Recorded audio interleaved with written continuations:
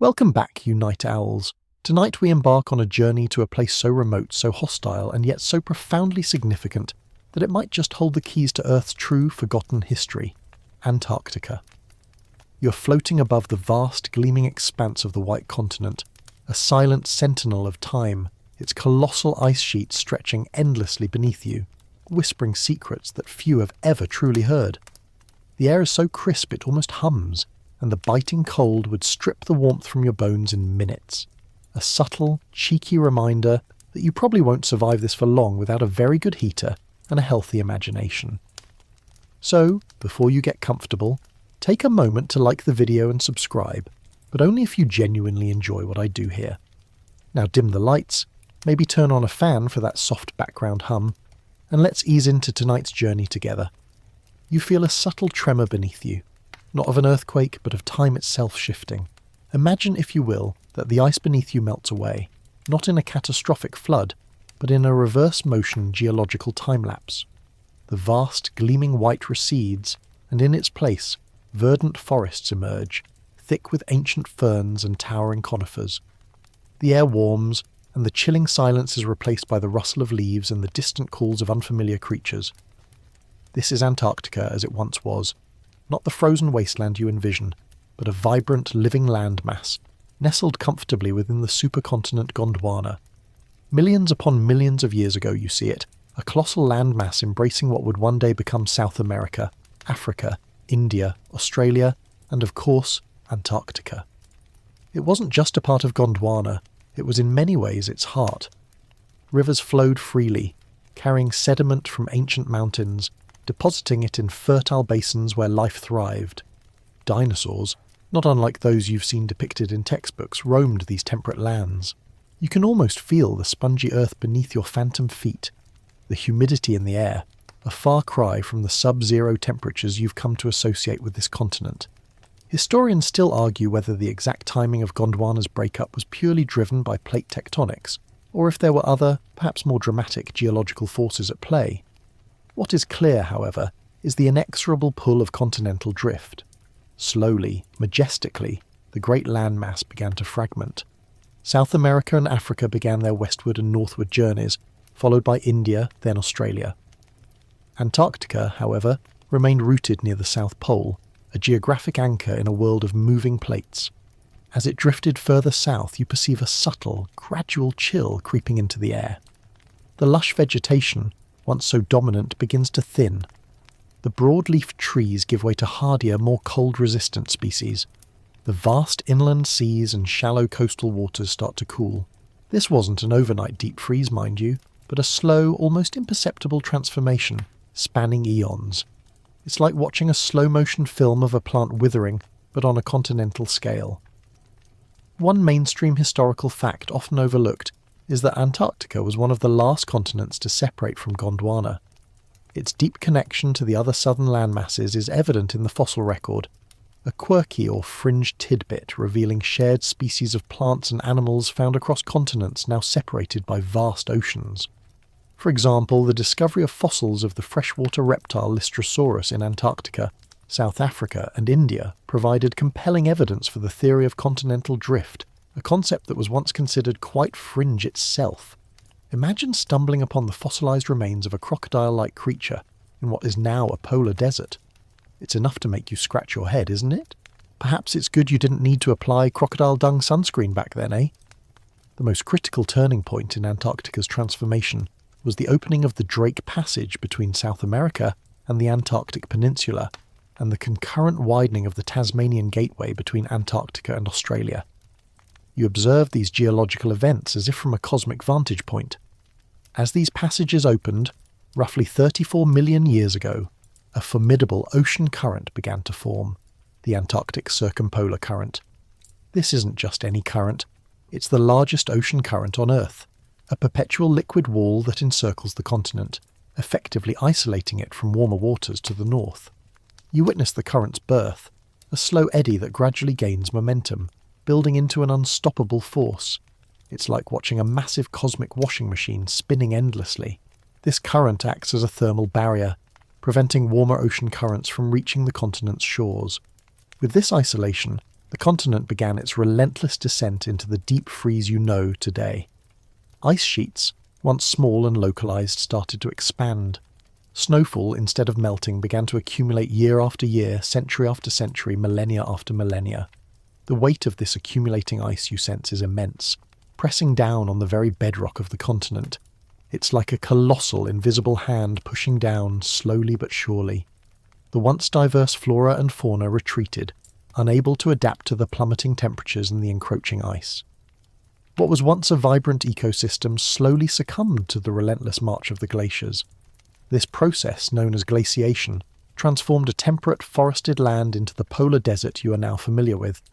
You might wonder if any life survived this radical shift. A few hardy species of mosses, lichens, and microscopic organisms clung on, finding precarious niches in the ever-shrinking ice-free areas. But for the most part, the land became barren, swallowed by the advancing ice. It's a stark reminder of Earth's immense power and its capacity for dramatic environmental shifts. If you think your fridge is cold, try spending a few million years under miles of ice. Brrr. The formation of the Antarctic ice sheet wasn't just a local phenomenon, it had global implications. You feel the subtle shift in global climate patterns. The growth of this massive ice sheet reflected more sunlight back into space, contributing to a further cooling of the planet. It also locked away vast quantities of water, leading to a significant drop in global sea levels. Imagine coastlines receding all around the world, exposing new land, creating new bridges between continents. Today, Antarctica holds approximately 90% of the world's ice and about 70% of its fresh water. If all of this ice were to melt, global sea levels would rise by about 60 meters, nearly 200 feet. You don't need a degree in glaciology to understand the profound implications of that. It's enough to make you want to put on an extra pair of socks just in case. So, as you hover above this magnificent frozen continent, remember its past. Remember the warm green land that once existed beneath this impenetrable shield of ice. This transformation from lush forest to frozen desert is a testament to the immense power of geological forces and climatic shifts. It's a story written in rock, in fossil, and in the very ice itself. And it's a story that continues to unfold, revealing new chapters with every scientific expedition, every ice core drilled, every subglacial lake discovered. The forbidden continent, you see, isn't just frozen in time. It is time, preserving secrets that have been millions of years in the making. You're now adrift in the early 19th century, sailing through frigid, tempestuous seas. The year is 1820, and the world is still largely ignorant of the vast southern landmass you just glimpsed in its ancient, verdant past. The concept of terra australis incognita, the unknown southern land, had captivated geographers and explorers for centuries, a mythical continent dreamed up to balance the land masses of the northern hemisphere. But for many years, it remained just that, a dream, or perhaps a nightmare for those who dared to venture too far south into the icy grip of the Southern Ocean. Your ship, a small wooden vessel by modern standards, creaks and groans with every lurch of the waves. The air is biting, filled with the sting of sea spray and the chill of impending ice. You're not alone out here. A handful of intrepid explorers, driven by a mix of scientific curiosity, national pride, and the allure of rich whaling grounds, are simultaneously probing these treacherous waters. This period marks the true dawn of Antarctic exploration, a time when bravery bordered on madness and survival was far from guaranteed. Consider the Russian expedition led by Fabian Gottlieb von Bellingshausen and Mikhail Lazarev. You feel the sway of their sloops, the Vostok and the Mirny, as they navigate through a labyrinth of icebergs. On January 27th, 1820, Bellingshausen's log notes a sighting of ice mountains and fields of ice that appeared to be of continental origin. He was observing the Fimble ice shelf, part of the coast of what would later be known as Queen Maud Land. While he didn't set foot on solid ground, his detailed observations and circumnavigation of the continent provided strong evidence that a vast landmass lay hidden beneath the ice. Historians still argue whether Bellingshausen truly saw the mainland or merely dense pack ice. The distinction was blurry in those unforgiving conditions. Almost simultaneously, the young American sealer, Nathaniel Palmer, in his tiny sloop Hero, was also pushing south. You can almost feel the spray on your face as Palmer, a mere 21 years old, manoeuvres his small vessel through narrow channels, driven by the hunt for seals. On November 17th, 1820, he sighted the Antarctic Peninsula, specifically what is now known as Palmer Land.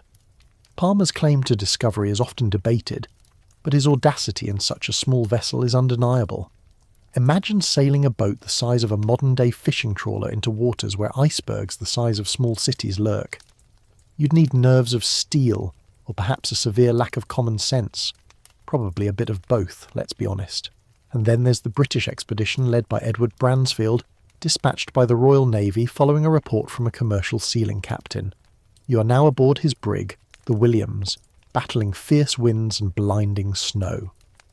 On January 30th, 1820, just days after Bellingshausen, Bransfield charted a portion of the Antarctic Peninsula and named what is now called Trinity Peninsula. He made the first documented landing on what he believed to be the continent, though this claim is also subject to scholarly debate due to the nature of the islands surrounding the peninsula. This cluster of three near-simultaneous discoveries within days of each other, by three different nationalities, is a quirky or fringe tidbit of Antarctic history, highlighting the fierce competition and simultaneous advancements of the era. It's like a grand, icy race to be first, only nobody quite knew what the finish line looked like. These early voyages were not pleasure cruises, to put it mildly. You feel the constant dampness, the biting cold that seeps into your bones, the cramped quarters filled with the smell of brine and unwashed bodies. Scurvy was a constant threat, its insidious grip weakening sailors with every passing day. Frostbite was common, often leading to amputations performed in rudimentary conditions. Navigation was primitive, relying on celestial observations often obscured by clouds or blizzards. Maps were speculative at best, and the true extent of the ice, let alone the land beneath it, was completely unknown. It was a true plunge into the unknown, akin to embarking on a space mission with a rowboat and a compass. The primary driver for many of these early expeditions, particularly the American and British ones, was economic, sealing.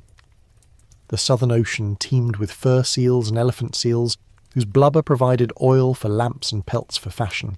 You see the brutal reality of this industry, the deafening roar of seal colonies, the rhythmic thud of clubs, the blood staining the pristine ice. It was a lucrative but unsustainable trade, quickly decimating seal populations to the point of near extinction in some areas.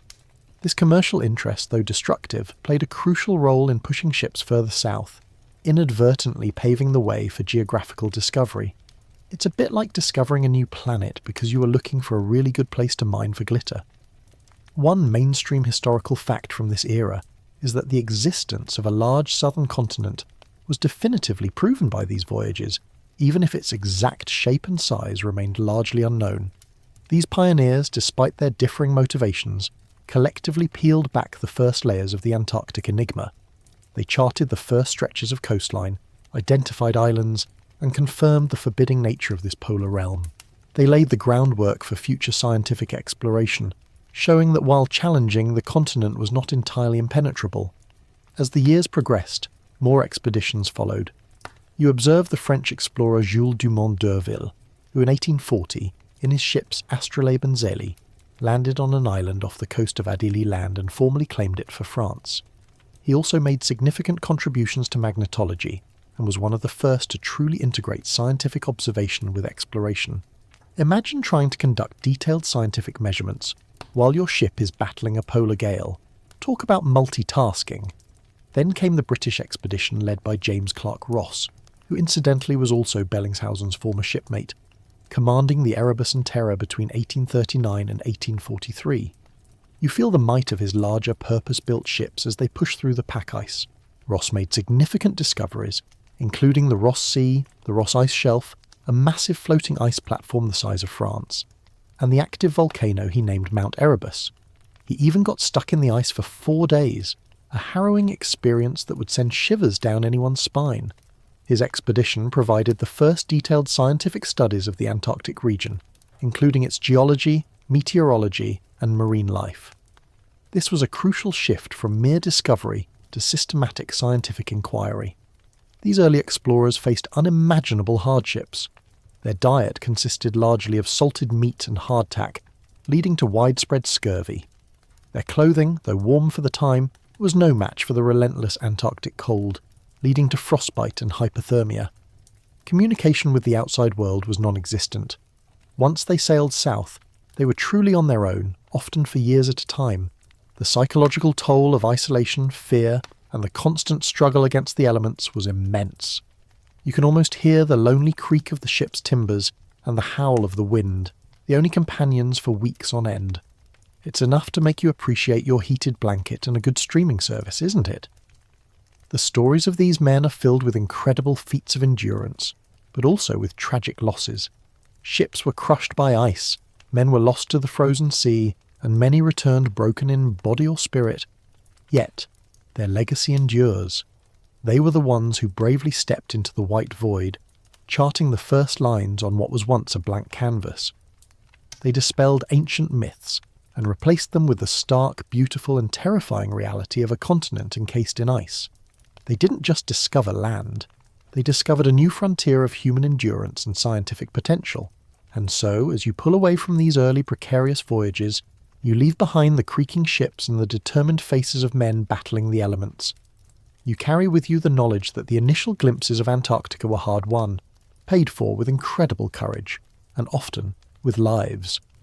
The seeds of fascination were sown, and the stage was set for future generations to peel back even more layers of this forbidden continent, to delve deeper into its mysteries, and perhaps to uncover secrets far stranger than the frozen plains they navigated. The southern ice, once a barrier, had become an irresistible challenge. Having witnessed the daring, often desperate first glimpses of Antarctica, you now fast forward slightly, sensing a shift from mere discovery to the painstaking, dangerous work of mapping this frozen edge. The initial excitement of sighting land slowly gives way to the grinding reality of charting its treacherous coastline, a task that would consume explorers for decades and push the boundaries of human endurance. Imagine trying to draw a map of a moving, shape-shifting puzzle where the pieces are miles high and made of rock-hard ice. That's essentially what these cartographers faced. You are now a silent observer aboard various expeditions, primarily from the late 19th and early 20th centuries, as they attempt to define the contours of the White Continent. The methods were rudimentary by today's standards, relying on sextants, chronometers, compasses, and the keen, often frostbitten eyes of navigators. Each measurement was a battle against the elements, howling blizzards that reduced visibility to mere feet, blinding whiteouts that disoriented even the most seasoned sailors, and the ever-present danger of crushing ice. One mainstream historical fact is that the entire coastline of Antarctica was not fully mapped until the advent of aerial photography and satellite imagery in the mid-20th century. Before that, it was a piecemeal effort, with each expedition adding a small, hard-won segment to the global map. Think of it as painting a gigantic mural, but you can only paint a tiny square at a time, and the canvas keeps moving and trying to kill you. You can almost feel the chill emanating from the colossal ice shelves, vast floating extensions of the land-based ice sheet. These are not static features. They carve enormous icebergs that can dwarf battleships, creating new dangers for any vessel venturing too close. The Ross Ice Shelf, which James Clark Ross first encountered, is a prime example. You feel its immense scale, a formidable barrier stretching hundreds of miles, presenting an impenetrable wall of ice that rises dozens of meters above the ocean surface. For early mappers, this wasn't just a challenge. It was often the end of the line, a geographical cul-de-sac. The sheer scale of the coastline was staggering. Antarctica has a coastline of approximately 17,968 kilometers, 11,165 miles, much of which is ice shelves. This is roughly equivalent to the coastline of Europe, but without any friendly ports or welcoming locals. Every mile mapped was a triumph over nature. Imagine shivering on the deck trying to take precise bearings while the ship pitches violently and your fingers are numb with cold. It's enough to make you long for a nice warm office and a steady desk. Consider the challenges posed by the sea ice itself. Unlike the open ocean, the waters surrounding Antarctica are often choked with pack ice, densely packed fragments of sea ice that can extend for hundreds of miles. You hear the unnerving crunch and groan as ships attempt to push through, sometimes getting stuck for days, weeks, or even months.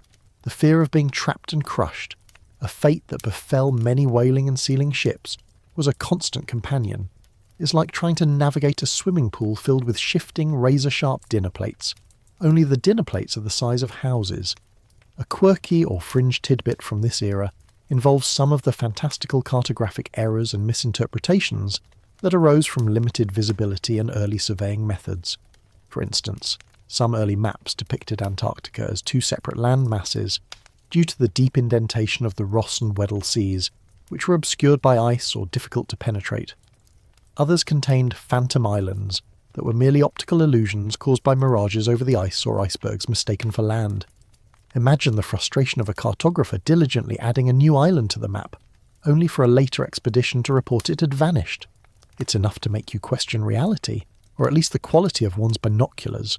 The heroic age of Antarctic exploration, roughly from the late 19th century to the early 20th century, saw a renewed, more systematic push to map the continent. Expeditions led by figures like Robert Falcon Scott, Ernest Shackleton, and Roald Amundsen were not only focused on reaching the South Pole, but also on comprehensive scientific surveys, including detailed coastal mapping. You witness their ships, though more robust than their predecessors, still battling the same relentless forces.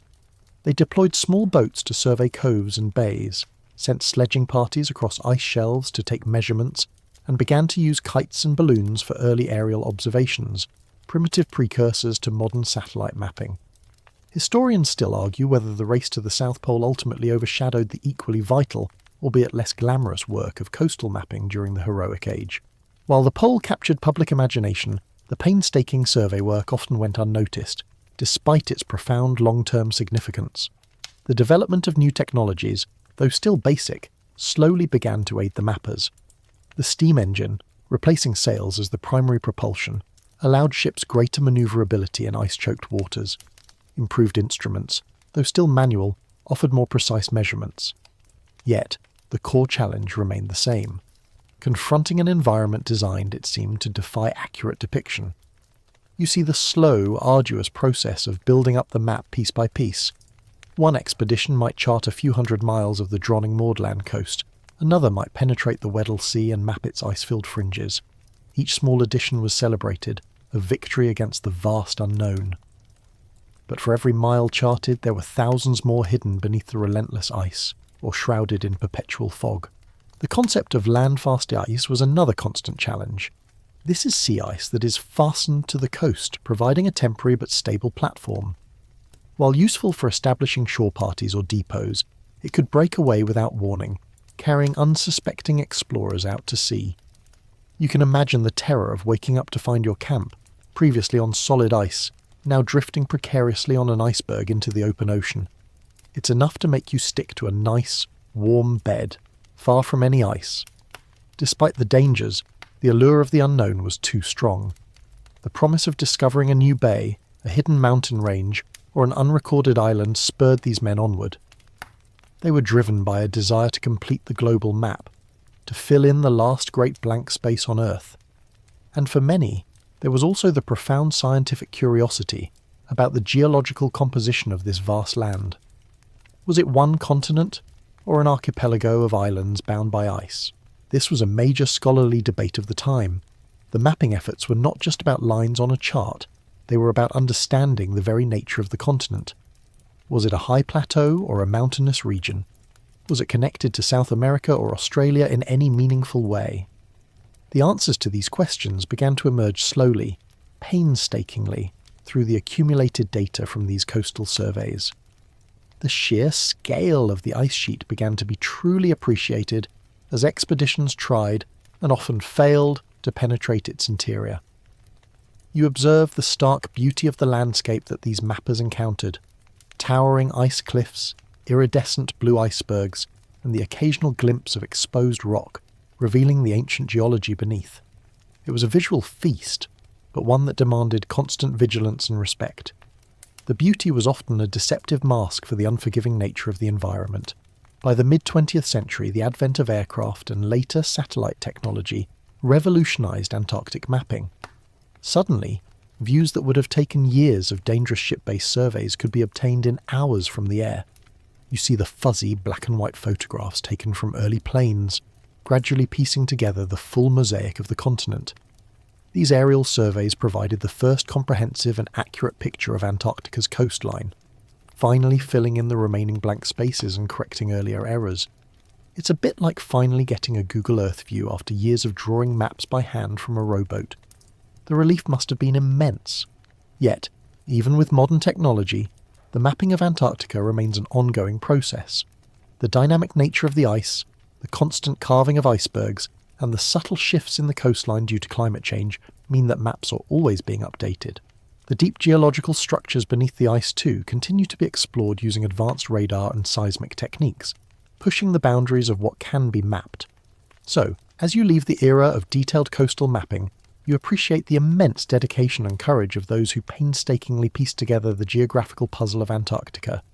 They transformed a mysterious, unknown quantity into a defined, albeit still largely inaccessible landmass. Their maps, though initially imperfect, were the foundational steps towards truly understanding the forbidden continent, setting the stage for the scientific inquiries and deeper explorations that would follow. The coastline, once a vague, icy barrier, was now a measured, if still formidable, boundary. From the arduous incremental process of charting Antarctica's coast, you now transition to a period of more permanent human presence, the establishment of scientific outposts. No longer are you merely observing ships skirting the edges. You are now witnessing the audacious, often desperate attempts to plant roots, however temporary, on the frozen land itself. This marks a profound shift from fleeting exploration to sustained scientific inquiry, transforming Antarctica from an object of curiosity to a living laboratory. You feel the biting winds as small groups of men, and eventually women, disembark from their ships, carrying prefabricated hut sections, scientific instruments, and enough supplies to last for months, sometimes years. The year is the late 19th or early 20th century, and the concept of overwintering on the Antarctic continent is still a terrifying, largely unproven ordeal. These pioneers were not just explorers, they were early scientists, meteorologists, geologists, and biologists, driven by a thirst for knowledge that transcended the brutal conditions. One mainstream historical fact is that the first permanent scientific station in Antarctica was Laurie Island in the South Orkney Islands, established by the Scottish National Antarctic Expedition in 1903. Although technically an island just north of the Antarctic Circle, it was the first continuously manned research base in the region, later taken over by Argentina and renamed Orcadas Base.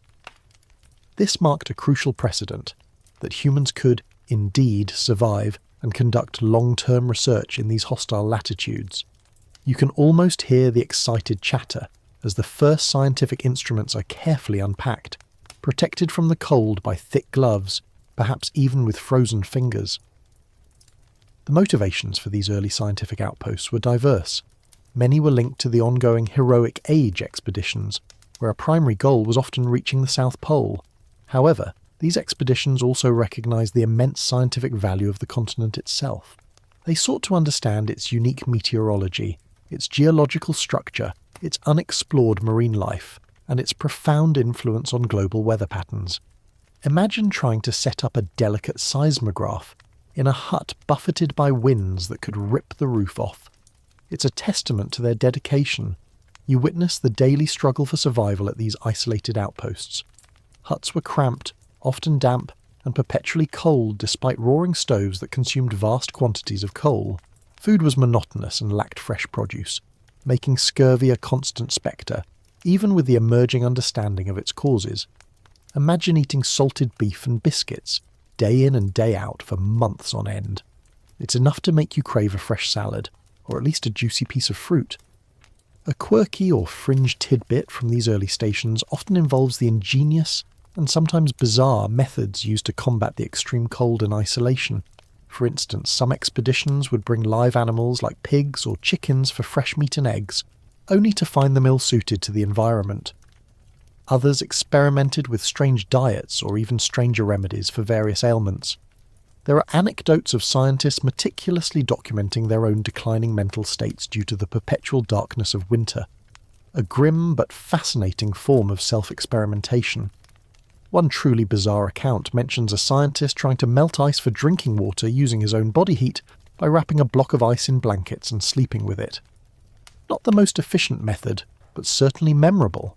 The scientists at these early bases performed groundbreaking work, Meteorological observations were crucial, providing the first long-term data sets on Antarctic weather patterns, including the ferocious katabatic winds that roar down from the polar plateau. Geological surveys began to reveal the continent's complex bedrock, hinting at its Gondwanan past.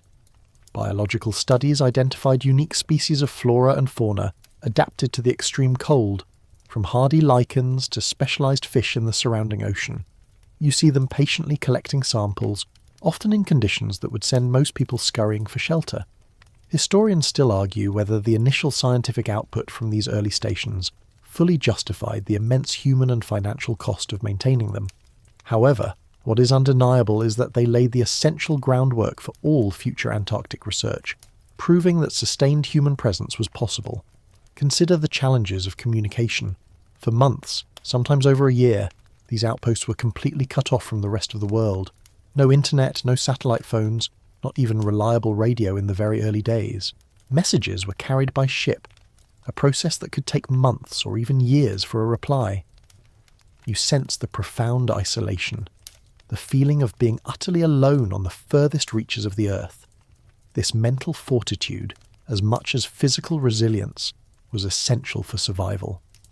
The psychological toll of the long, dark Antarctic winter was immense.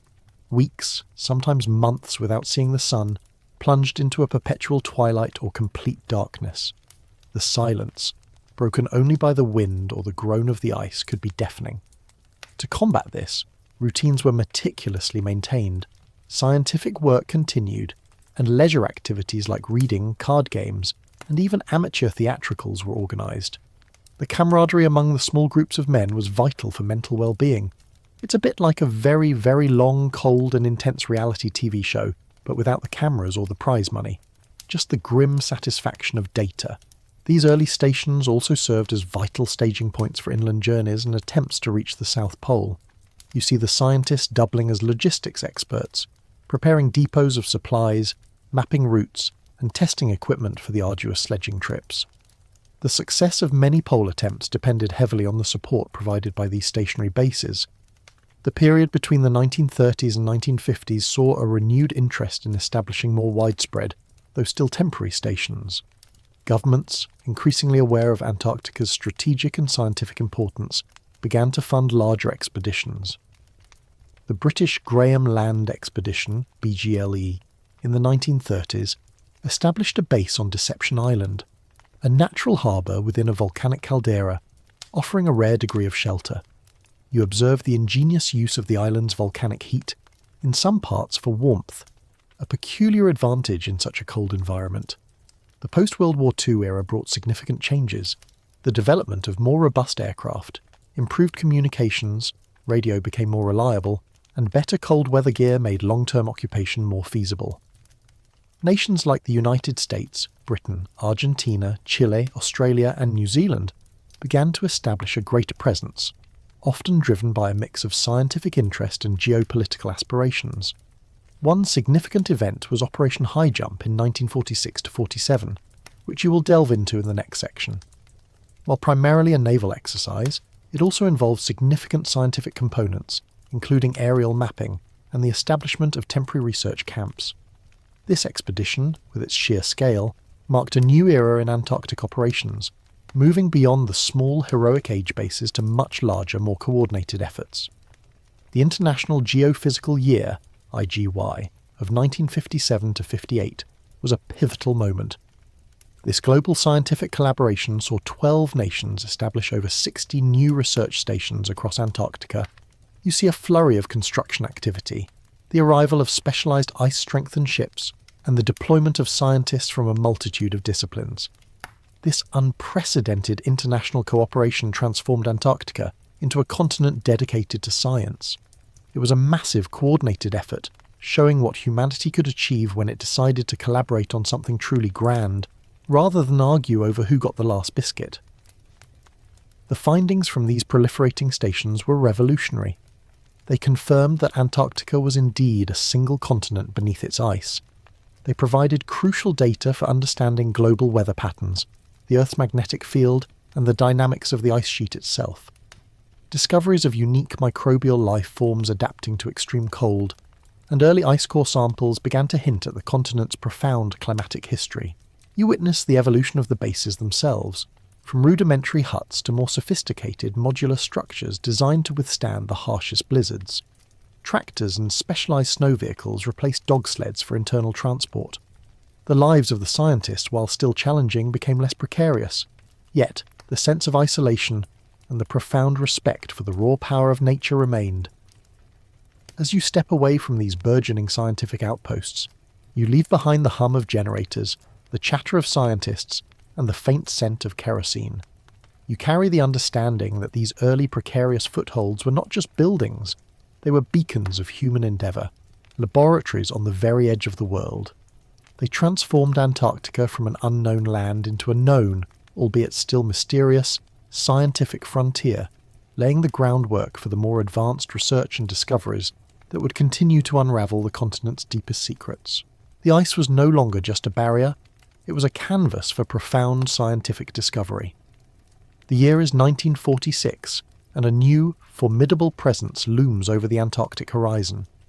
You are witnessing the arrival of Operation High Jump, officially known as the United States Navy Antarctic Developments Program, 1946 to 1947. This wasn't just another scientific expedition, it was, and remains, the largest military operation ever conducted in Antarctica, an undertaking of staggering scale and ambition in the immediate aftermath of World War II. Imagine a full naval task force, fresh from the greatest global conflict, turning its sights on the coldest, most desolate continent on Earth. It's enough to make you wonder, what exactly were they looking for? You see a fleet unlike any that had previously ventured to these icy waters. 13 ships, including the aircraft carrier USS Philippine Sea, 2 Seaprobe tenders, 2 destroyers, a submarine and several support vessels. Accompanying this armada were 4,700 men and 33 aircraft, including helicopters, which was still a relatively new technology. This was an unprecedented mobilization, far exceeding any previous Antarctic venture. The sheer logistical challenge of moving and sustaining such a force in a hostile environment was immense. It's like planning D-Day, but for penguins. The official objectives of Operation High Jump were publicly stated as training personnel and testing equipment in frigid conditions, essentially preparing for potential future conflicts in polar regions, consolidating and extending US sovereignty over the largest practicable area of the Antarctic continent, determining the feasibility of establishing, maintaining and utilizing bases in the Antarctic, and investigating possible base sites, developing techniques for establishing, maintaining and utilizing air bases on ice, with particular attention to later applicability in interior Greenland, amplifying existing stores of knowledge of electromagnetic, geological, geographic, hydrographic and meteorological conditions in the area, aerial mapping of as much of Antarctica as possible, especially its coastlines. A mainstream historical fact is that Operation High Jump successfully mapped large portions of Antarctica from the air, collecting over 70,000 aerial photographs that dramatically improved existing charts of the continent. You can envision the planes, often seaplanes, taking off from the tenders, battling blizzards and whiteouts to capture these unprecedented images. This was a true leap forward in understanding the continent's geography, correcting many of the speculative errors from earlier, ground-based mapping efforts. However, it's the underlying, less public, objectives that have fueled much of the fascination and numerous conspiracy theories surrounding Operation High Jump. The timing just after World War II and the involvement of such a massive military force naturally led to speculation. You hear the whispers in the post-war world. Why such an immense presence? What secrets were they truly seeking? Admiral Richard E. Byrd, a renowned polar explorer who had previously led multiple Antarctic expeditions, was the officer in charge of the scientific and technical aspects of the operation. You see him, a seasoned veteran of the poles, overseeing the ambitious aerial mapping program and the establishment of Little America 4 on the Ross Ice Shelf, a temporary base for operations. Byrd's reputation lent credibility to the scientific claims, but his later statements would only add to the mystique. A quirky or fringe tidbit from Operation High Jump revolves around its abrupt conclusion. The expedition, originally planned for 6 to 8 months, was significantly cut short, ending in late February 1947, barely 2 months after major operations began. The official reason given was the early approach of winter and worsening weather conditions. However, This early termination, combined with the sheer scale of the mission, became fertile ground for speculation. Some theories suggest that the expedition encountered unforeseen obstacles or even resistance, leading to its premature withdrawal. Others posit that they found what they were looking for and then quickly left to keep it secret. It's enough to make you wonder if they just forgot their sunblock and decided to pack up early. One of the most enduring conspiracy theories suggests that the true purpose of High Jump was to seek out secret Nazi bases in Antarctica. During the war, Germany had launched its own Antarctic expedition in 1938-39, exploring and claiming a region they named New Swabia, New Schwabenland. After the war, with 2 German U-boats mysteriously surrendering in Argentina months after the German capitulation, and rumours of top Nazi officials escaping to South America, the idea of a hidden, technologically advanced Nazi base in Antarctica gained traction. Some theorists claim these U-boats were ferrying Nazi leaders or even advanced saucer-shaped aircraft to this hidden base. You can almost see the shadowy figures and hear the low hum of mysterious technology under the ice, a plot straight out of a pulp novel. Historians still argue whether there was any credible evidence of significant Nazi activity or a permanent base in Antarctica. While the German expedition certainly occurred, the scale of any alleged post-war activity remains highly speculative and unproven by official records. However, the fear of advanced Nazi technology, especially after their V-2 rocket program, was very real in the post-war climate, making such theories plausible to many. Another popular and even more outlandish conspiracy theory stemming from High Jump relates to Admiral Byrd's purported diary entries and later interviews. In a Chilean newspaper interview conducted after the operation, Byrd reportedly stated, "I have to warn my compatriots that the time has ended when we were able to take refuge in our isolation and rely on the certainty that the distances, the oceans and the poles were a guarantee of safety." He also allegedly spoke of flying saucers and a hidden world beyond the pole, an inner Earth, or an advanced civilization living beneath the ice. While mainstream sources attribute these statements to misquotes, exaggerations, or even deliberate fabrications, they resonate deeply within certain communities. Imagine Admiral Byrd, a decorated war hero, returning from the ice with tales of flying craft and hidden civilizations. It's truly wild stuff, isn't it? The loss of life during Operation High Jump also contributed to the mystique. On December 30th, 1946, a Martin PBM-5 Mariner seaplane named George 1 crashed during a blizzard on Thurston Island, killing 3 crew members. 6 others survived but were not rescued for 13 days, enduring extreme conditions. This tragic event, while undoubtedly a result of the harsh environment, has sometimes been woven into the fabric of conspiracy theories, suggesting it was not merely an accident, but a result of hostile engagement with a hidden force.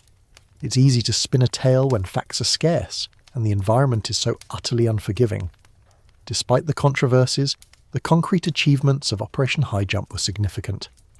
Beyond the aerial mapping, it provided invaluable experience in conducting large-scale operations in extreme cold.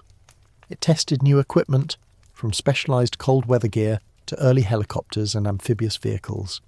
It established the logistical capabilities for future, even more extensive Antarctic research programs. The lessons learned, often the hard way, about polar logistics, communication and survival, proved crucial for subsequent international scientific endeavours. You observe the men of Operation High Jump, not just as sailors, but as pioneers pushing the boundaries of human presence in Antarctica. They established temporary airfields on the ice, pioneered techniques for large-scale aerial reconnaissance, and contributed significantly to the understanding of Antarctic meteorology and oceanography. It was a massive undertaking reflecting America's post-war rise as a global power and its growing interest in the strategic importance of the polar regions. The legacy of Operation High Jump is therefore twofold. On one hand, it represents a remarkable feat of logistical planning and scientific data collection, a foundational moment in modern Antarctic exploration. On the other hand, its scale, its abrupt end, and the tantalizing ambiguous statements attributed to Admiral Byrd have cemented its place as a cornerstone of Antarctic conspiracy lore. It's a prime example of how the mysterious nature of the continent itself can breed a fertile ground for imaginative narratives. As you drift away from the massive fleet of Operation High Jump, leaving behind the hum of aircraft engines and the vast network of temporary camps, you carry with you the lingering question: what did they truly see or experience that led to such an early withdrawal and such enduring rumours? The Forbidden Continent, it seems, had more than just scientific secrets to reveal to this unprecedented naval force. From the grand, somewhat mysterious manoeuvres of Operation High Jump, you now dive deep beneath the colossal ice sheet itself, into a realm of liquid mystery. You're exploring Antarctica's subglacial lakes, an astounding discovery that has revolutionised our understanding of the continent and its potential for harbouring unique life forms, perhaps even echoes from a hidden world far removed from the harsh surface. Imagine a vast inverted mountain range, but instead of air in the valleys, there's liquid water trapped for millions of years. It's enough to make your brain do a little happy dance of wonder. The concept of liquid water existing beneath miles of ice might seem counterintuitive. After all, isn't ice, well, ice? But you observe the incredible forces at play. The immense pressure from the overlying ice sheet, sometimes reaching 4 kilometres, 2.5 miles thick, lowers the melting point of ice. Additionally, geothermal heat rising from the Earth's interior, though small, provides just enough warmth at the bedrock interface to melt the lowest layers of ice. This delicate balance creates a vast interconnected network of freshwater lakes and rivers, completely cut off from the outside world. The existence of these subglacial lakes was first hypothesized in the 1960s, based on seismic soundings and radar echoes. You can almost hear the faint ping of the radar waves penetrating the ice, bouncing back with tantalizing hints of something liquid far below. However, the first definitive evidence came in 1996 with the discovery of Lake Vostok, the largest and most famous of these hidden bodies of water. This is a mainstream historical fact of glaciology. Located beneath the Russian Vostok Station, it's a colossal lake, roughly the size of Lake Ontario in North America, stretching 250 kilometres, 155 miles, long and 50 kilometres, 31 miles wide. You feel the pressure of over 3,700 metres, 12,000 feet of ice pressing down on Lake Vostok. It's an environment of extremes, perpetual darkness, extremely high pressure, and water that has been isolated from the Earth's atmosphere for millions of years. The water is pristine, untainted by surface pollutants, a perfect time capsule. Imagine a giant underground aquarium that has been sealed off for geological epochs. What could be living in there? The discovery of Lake Vostok ignited a fierce scientific debate. How could we explore these pristine environments without contaminating them? This is a core scholarly debate that still continues. Drilling down to the lake involves penetrating thousands of meters of ice, a process fraught with the risk of introducing drilling fluids, microbes from the surface, or even heat that could alter the delicate ecosystem below. You can almost hear the passionate arguments among scientists, weighing the immense scientific potential against the ethical imperative of preservation. It's a bit like finding a perfectly preserved dinosaur in amber and wondering if you should just poke it with a stick. A quirky or fringe tidbit related to Lake Vostok involves its peculiar characteristics. Some scientists theorize that the lake water, being supersaturated with gases due to the high pressure, could cause a rapid, fizzy drink effect if samples were brought quickly to the surface. Imagine opening a bottle of soda that's been under incredible pressure for millions of years. The resulting fizz could be quite dramatic, potentially making sample retrieval extremely challenging or even dangerous. Another oddity, the lake itself is thought to be home to exotic extremophiles, organisms that thrive in conditions previously thought impossible for life, perhaps even having evolved unique metabolic pathways. Some theories, bordering on the truly fringe, suggest that Lake Vostok might harbour unique, even intelligent life forms that have evolved entirely separately from surface life, unaffected by millennia of Earth's atmospheric changes. It's enough to make you reconsider your definition of alien. The scientific community has, through careful and collaborative international efforts, developed clean drilling techniques.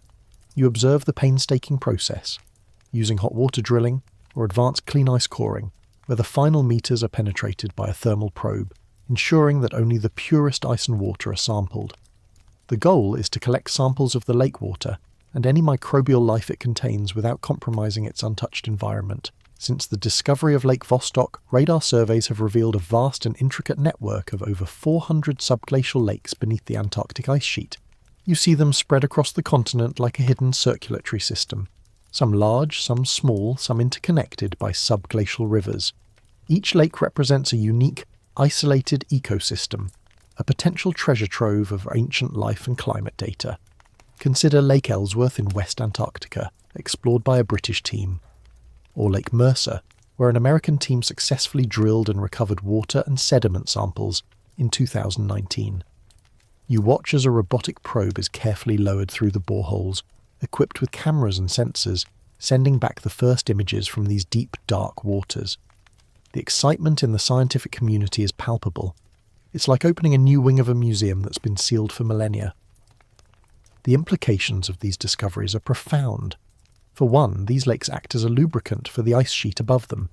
The water reduces friction between the ice and the bedrock, influencing the flow of glaciers towards the ocean. You can almost feel the slow, majestic creep of the ice, subtly influenced by the liquid layer beneath. Understanding these dynamics is crucial for predicting how the Antarctic ice sheet might respond to climate change and its potential impact on global sea levels. If the lubrication increases, glaciers could flow faster, contributing more rapidly to sea level rise. Secondly, and perhaps most excitingly, these lakes are potential reservoirs of unique microbial life. The organisms that could survive and thrive in such extreme conditions, perpetual darkness, high pressure, cold temperatures, and limited nutrient availability, could offer insights into the origins of life on Earth and the potential for life on other icy moons and planets in our solar system, such as Europa, Jupiter, or Enceladus, Saturn, which are thought to harbour similar subsurface oceans. Imagine finding entirely new branches on the tree of life, organisms that have evolved in complete isolation for millions of years. It's a thought that truly boggles the mind. Studies of the samples retrieved from lakes like Mercer have indeed revealed a diverse microbial ecosystem, including bacteria, archaea, and even some single-celled eukaryotes. These are not complex multicellular organisms as far as we know, but the sheer fact that life thrives in such an extreme environment is a powerful testament to its resilience. It's a reminder that life finds a way, even in the most unlikely of places. The sediment cores retrieved from the bottom of these lakes are also invaluable. You see scientists meticulously analysing thin layers of sediment, each one a tiny record of past geological and climatic events. These sediments can contain ancient pollen, volcanic ash, or even fossilised microorganisms, offering glimpses into Antarctica's distant past, including periods when it might have been ice-free or experienced dramatic shifts in its environment. It's like reading Earth's deepest, most ancient diary, one page at a time. The sheer technological challenge of exploring these environments is immense. Drilling through miles of ice requires specialised equipment, years of planning, and international collaboration. You appreciate the dedication of the engineers and scientists who design these custom drills and remotely operated vehicles, pushing the boundaries of what is possible in extreme environments. The discovery of subglacial lakes has also spurred further debate about the age and stability of the Antarctic ice sheet. If lakes are forming and disappearing beneath the ice, it suggests a more dynamic system than previously thought. This plays into the broader understanding of glacial cycles and Earth's long-term climate history. Historians still debate whether early glaciologists fully appreciated the dynamic nature of ice sheets before these subglacial hydrological systems were confirmed. The future of subglacial lake exploration is bright, though fraught with ethical considerations. More lakes are being identified, and improved technologies are making access safer and cleaner. Each successful drilling operation brings us closer to understanding these hidden worlds and the secrets they hold about life, climate, and the dynamics of our planet. It's an ongoing adventure, a slow unveiling of a previously unimaginable landscape, teeming with its own unique mysteries. As you ascend from the dark, cold embrace of these subglacial lakes, leaving behind the echoes of scientific probes and the potential whispers of ancient life, you carry with you a sense of profound awe. Antarctica isn't just a frozen surface, it's a vast dynamic system, concealing liquid worlds beneath its icy shell. These hidden realms hold not only scientific wonders, but also the potential to challenge our very understanding of what constitutes life and where it can survive. The Forbidden Continent, it turns out, is a riddle wrapped in an enigma, encased in miles of ice, and now filled with secret waters. Having plumbed the depths of Antarctica's subglacial lakes, you now hover over the continent, your perspective shifting from the undeniable scientific realities to the more ethereal yet persistent whispers of ancient civilizations buried beneath the ice sheet. This is where the narrative veers into the realm of speculative theories, fringe science, and compelling what-ifs, inviting you to consider the possibility that Antarctica's true history might be far more complex and far older than mainstream geology suggests. Imagine not just ice, but forgotten cities, structures, or even artifacts slumbering beneath miles of frozen time. The very idea seems outlandish at first glance. How could a civilization, even an ancient one, have existed on a continent now covered by such immense ice sheets? This is precisely where the Piri-Reis map, which you'll explore further in the next section, enters the discussion, suggesting a time when at least parts of Antarctica were ice-free. If Antarctica was once temperate, as its fossil record confirms, could advanced life have arisen there before the deep freeze? This is the core question that tantalizes proponents of this theory. One mainstream historical fact that fuels this speculation is the widely accepted geological evidence that Antarctica was indeed ice-free, or largely ice-free, for vast periods of its deep past, particularly during the Eocene epoch, around 56 to 34 million years ago, when it was a lush, temperate land. You recall the image of Gondwana, the verdant forests and the dinosaurs from earlier. The scientific consensus is that the glaciation process, while gradual, effectively erased any surface evidence of advanced life from before the Ice Age. But what if something was preserved, not on the surface, but beneath the encroaching ice? The ancient civilization theories often point to periods much more recent than the Eocene. However, often suggesting advanced societies that existed tens of thousands or even hundreds of thousands of years ago. These theories usually posit a catastrophic event, a sudden pole shift, or rapid glaciation that entombed these civilizations. Imagine a technologically advanced society flourishing in a temperate Antarctic climate, only to be caught off guard by an apocalyptic deep freeze. It's a chilling thought, isn't it?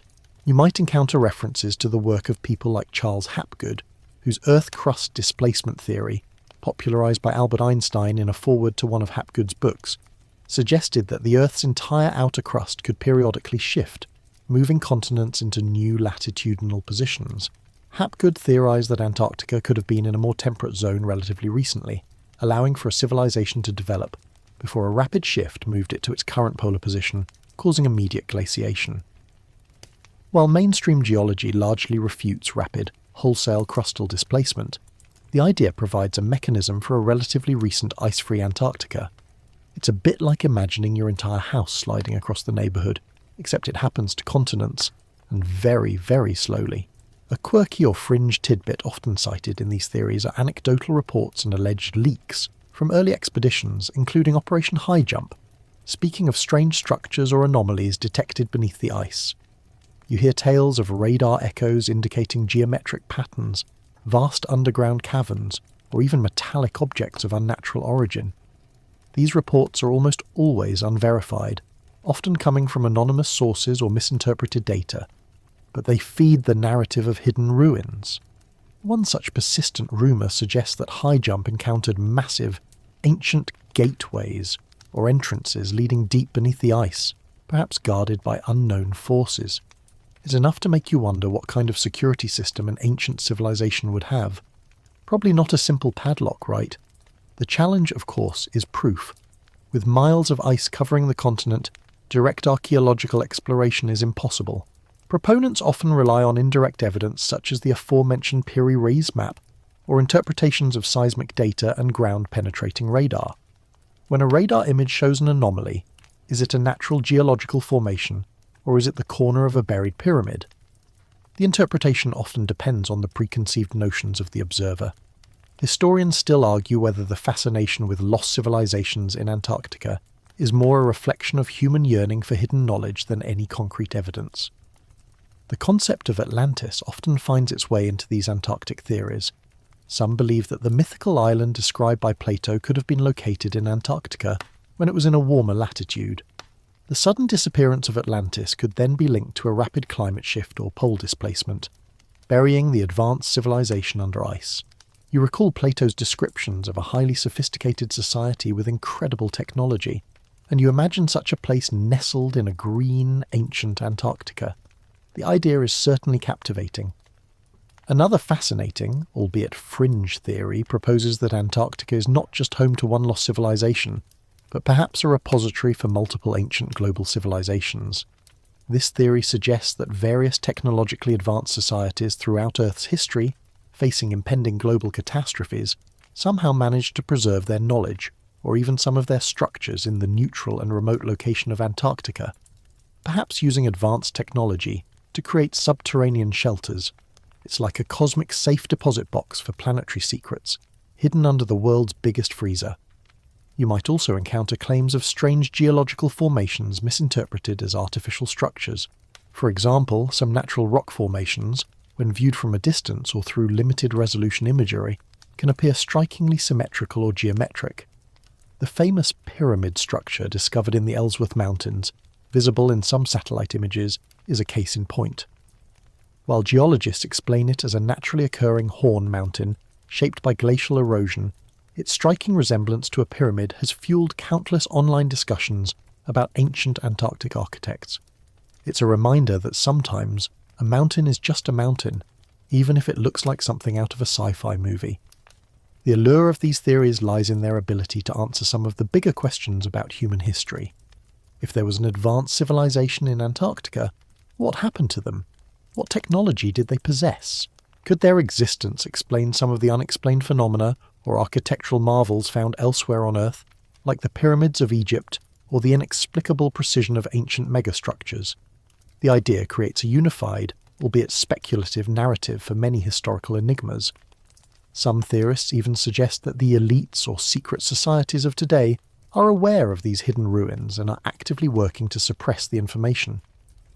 This connects the Antarctic mystery to broader conspiracy narratives about hidden knowledge and powerful organizations controlling information. You can almost hear the hushed tones of clandestine meetings, discussing artifacts pulled from the ice. The lack of concrete, verifiable evidence is the primary hurdle for these theories moving into the scientific mainstream. While tantalizing radar anomalies might exist, they can often be explained by geological features, and the sheer logistical and technological difficulty of excavating miles of ice makes direct archaeological investigation almost impossible with current methods. Any claims of ancient structures or artifacts discovered are typically anecdotal, unverified, or easily debunked. Yet, the persistent nature of these theories, especially in the digital age, underscores a deep human desire to believe in something more, something hidden, something that challenges our accepted understanding of history. The forbidden nature of Antarctica, its isolation, and its vast unexplored depths make it a perfect canvas for such grand narratives. It's the ultimate mystery box locked away by ice. As you conclude your exploration of these whispers beneath the ice, you leave behind the tantalizing possibility that Antarctica might indeed hold secrets far grander than frozen microbes or geological data, whether these secrets are ancient ruins, forgotten technologies, or simply the powerful echo of a human imagination sparked by one of Earth's last great unknowns. The debate continues. The ice sheet, you realize, is not just a barrier to exploration. It's also a veil shrouding a history that some believe extends far beyond our current textbooks. And for some, that veil is just waiting to be lifted, revealing Earth's true, forbidden history. From the speculative echoes of ancient civilizations buried beneath the ice, your journey now brings you to a tangible, albeit highly controversial, piece of historical cartography, the Piri map. This curious artifact, dating back to 1513, has fueled discussions about hidden knowledge, forgotten technologies, and an ice-free Antarctica, making it a cornerstone of the very idea that Earth's true history might be obscured. Imagine a 16th century map that seems to depict a continent not yet officially discovered, and even stranger without its ice cap. It's enough to make you raise an eyebrow, isn't it? You're now examining a fragment of a larger world map, meticulously drawn on gazelle skin by the Ottoman admiral and cartographer Piri Reis. This map is not a fantasy. It is a genuine historical document discovered in 1929 in the Topkapi Palace Library in Istanbul. A mainstream historical fact is that the Piri Reis map accurately depicts the coastlines of North and South America, as well as the western coast of Africa, demonstrating a remarkable understanding of global geography for its time, just 2 decades after Columbus's first voyage. This accuracy alone makes it an invaluable historical artifact. However, It's the southern portion of the map that truly ignites the controversy. You lean closer, observing the detailed coastline depicted directly south of South America. Many proponents of fringe theories claim this coastline perfectly matches the Queen Maud land region of Antarctica, and crucially, appears to show it without its ice cap. This is the core of the Piri Reis enigma. How could a map from the early 16th century depict Antarctica, a continent not officially discovered until 1820, and in an ice-free state that hasn't existed for millions of years? The explanation offered by Piri Reis himself, inscribed on the map, is that he compiled it from various older source maps, including some drawn during the time of Alexander the Great. This is where the plot thickens. If his sources were truly ancient, it suggests a lost body of geographical knowledge, perhaps predating the last ice age, or even from a civilization with advanced cartographic capabilities. You ponder the possibility of ancient mariners, perhaps from a forgotten culture, possessing the ability to accurately chart vast stretches of the globe, including an ice-free Antarctica. It's enough to make you wonder what kind of GPS they were using. Probably not a simple compass, right? A quirky or fringe tidbit often highlighted by proponents is the map's apparent use of spherical trigonometry, a complex mathematical system for mapping curved surfaces onto flat planes. While not impossible for the era, its apparent application to such distant and unknown lands is remarkable. Critics argue that attributing spherical trigonometry to ancient civilizations based solely on this map is a leap, but the map's overall accuracy does demand an explanation beyond simple dead reckoning. Imagine trying to project a globe onto a flat piece of paper with incredible precision centuries before modern geodesy. That's the puzzle. Historians still argue whether the landmass depicted as Antarctica on the Piri Reis map is truly the continent itself, or simply a misinterpretation of the South American coastline, possibly extended and distorted due to inadequate data. Skeptics argue that the landmass could be a conjectural terra australis incognita, based on philosophical beliefs, or perhaps even an inaccurate depiction of the coast of Tierra del Fuego, with additional islands and peninsulas that were later found to be separate. The true identity of the landmass remains a subject of intense scholarly debate. Those who support the ice-free Antarctica theory point to the map's seemingly accurate representation of river systems and mountain ranges that would be hidden under ice today. They argue that these features could only have been mapped by an aerial survey, or at least by someone with a bird's-eye view, further suggesting a lost advanced technology. Imagine ancient flying machines mapping the world, perhaps even before humans truly existed in their current form. It's certainly a grand vision. The scientific consensus on Antarctica's glaciation is that it began to form significant ice sheets around 34 million years ago, with the present-day massive ice sheet developing over several million years. Therefore, for the Piri Reis map to accurately depict an ice-free Antarctica, its source maps would have to predate this period, or at least a significant portion of it. This creates a profound chronological dilemma that mainstream geology cannot reconcile with current understanding. Enter Professor Charles Hapgood again. You recall his Earth crust displacement theory from the previous section. Hapgood, analysing the Piri Reis map, concluded that it must have been based on original source maps created when Antarctica was in a different, ice-free location, perhaps 15,000 years ago or more. He suggested that these ancient navigators possessed an advanced knowledge of geography and cartography far beyond what was previously believed for that period. Einstein's support for Hapgood's theory, while not endorsing the specifics of the Piri Reis map interpretation, certainly gave Hapgood's work a veneer of respectability that allowed it to proliferate. The implications of Hapgood's theory, if applied to the Piri Reis map, are staggering. It suggests that a highly advanced civilization, perhaps even predating recorded history, possessed global mapping capabilities, and that their knowledge was somehow preserved and passed down through obscure channels to Piri Reis. This would rewrite significant portions of human history, challenging timelines of technological and societal development. It's like finding a smartphone in an ancient Roman ruin. It just doesn't fit the established narrative. Critics, however, offer more conventional explanations. They suggest that the Antarctic portion of the map is simply a misdrawn, exaggerated or conflated depiction of the southern tip of South America and the adjacent islands. The apparent rivers and mountains could be fanciful additions, or even misinterpretations of ice formations and coastal features viewed in unusual conditions. Furthermore, they argue that the claims of perfect matches to ice-free Antarctica are often based on cherry-picked interpretations and selective comparisons, rather than rigorous scientific analysis. One major point of contention for scholars is the map's projection.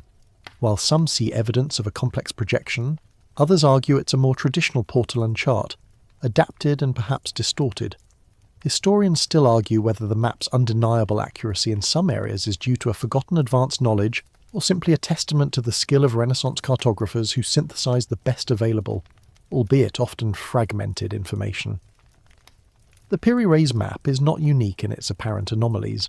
You might also encounter discussions of other out-of-place artefacts or oupart in cartography, such as the Orontius Phaneus map, 1531, which also purportedly shows an ice-free Antarctica with rivers and valleys, or the Haji Ahmed map, 1559. These maps collectively form a body of evidence for those who believe in pre-cataclysmic civilizations and lost geographical knowledge. It's like a family album of perplexing cartographic anomalies. The reason these maps continue to fascinate is because they tap into a deeply rooted human curiosity about our origins and the possibility of a lost golden age. In a world increasingly explored, the idea that a crucial piece of Earth's history, a forgotten chapter of human civilization, might be hidden beneath the Antarctic ice, waiting to be revealed by an old map, is profoundly compelling. You reflect on the broader implications. If even a fraction of the claims about the Piri-Reis map are true, it challenges the linear progression of human technological development. It suggests periods of advanced knowledge that were subsequently lost, perhaps due to environmental cataclysms or societal collapse. This would mean that humanity has risen and fallen, technologically speaking, far more times than conventional history allows. The map remains an enigma, a historical puzzle that continues to defy easy explanation for some, while others readily dismiss its more sensational interpretations. What is undeniable is its historical value as a 16th century artifact, and its capacity to inspire debate and wonder about the true depth of human history and the secrets that Antarctica might still hold. It serves as a persistent reminder that the accepted narrative of the past might not be the complete story. As you step away from the faded lines and cryptic annotations of the Piri-Reis map, you carry with you the tantalizing question of its true origins. Was it the product of advanced ancient cartographers, a misinterpretation of existing data, or simply a magnificent work of artistic conjecture? Regardless of the answer, it stands as a powerful symbol of the forbidden continent and the profound secrets some believe it still holds, waiting patiently beneath its millennia-old icy shroud.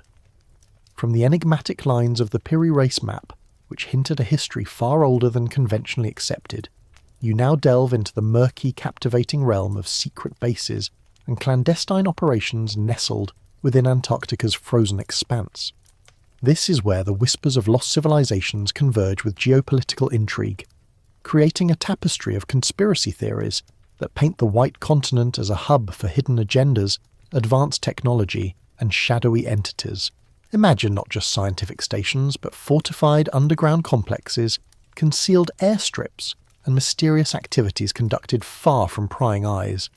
It's enough to make your internal alarm bells ring, isn't it? The concept of secret bases in Antarctica gained significant traction in the post-World War II era, heavily influenced by Operation High Jump, which you explored earlier.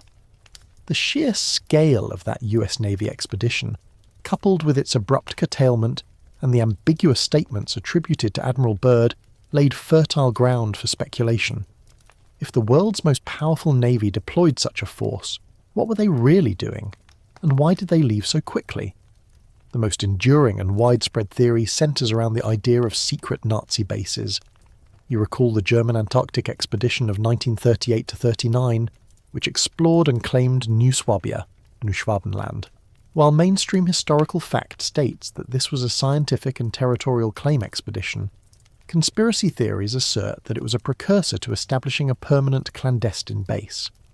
The idea is that towards the end of World War II, high-ranking Nazis, perhaps including Hitler himself, along with advanced technology like flying saucers, V-7S, frill craft, or Honebu discs, escaped to this hidden Antarctic sanctuary.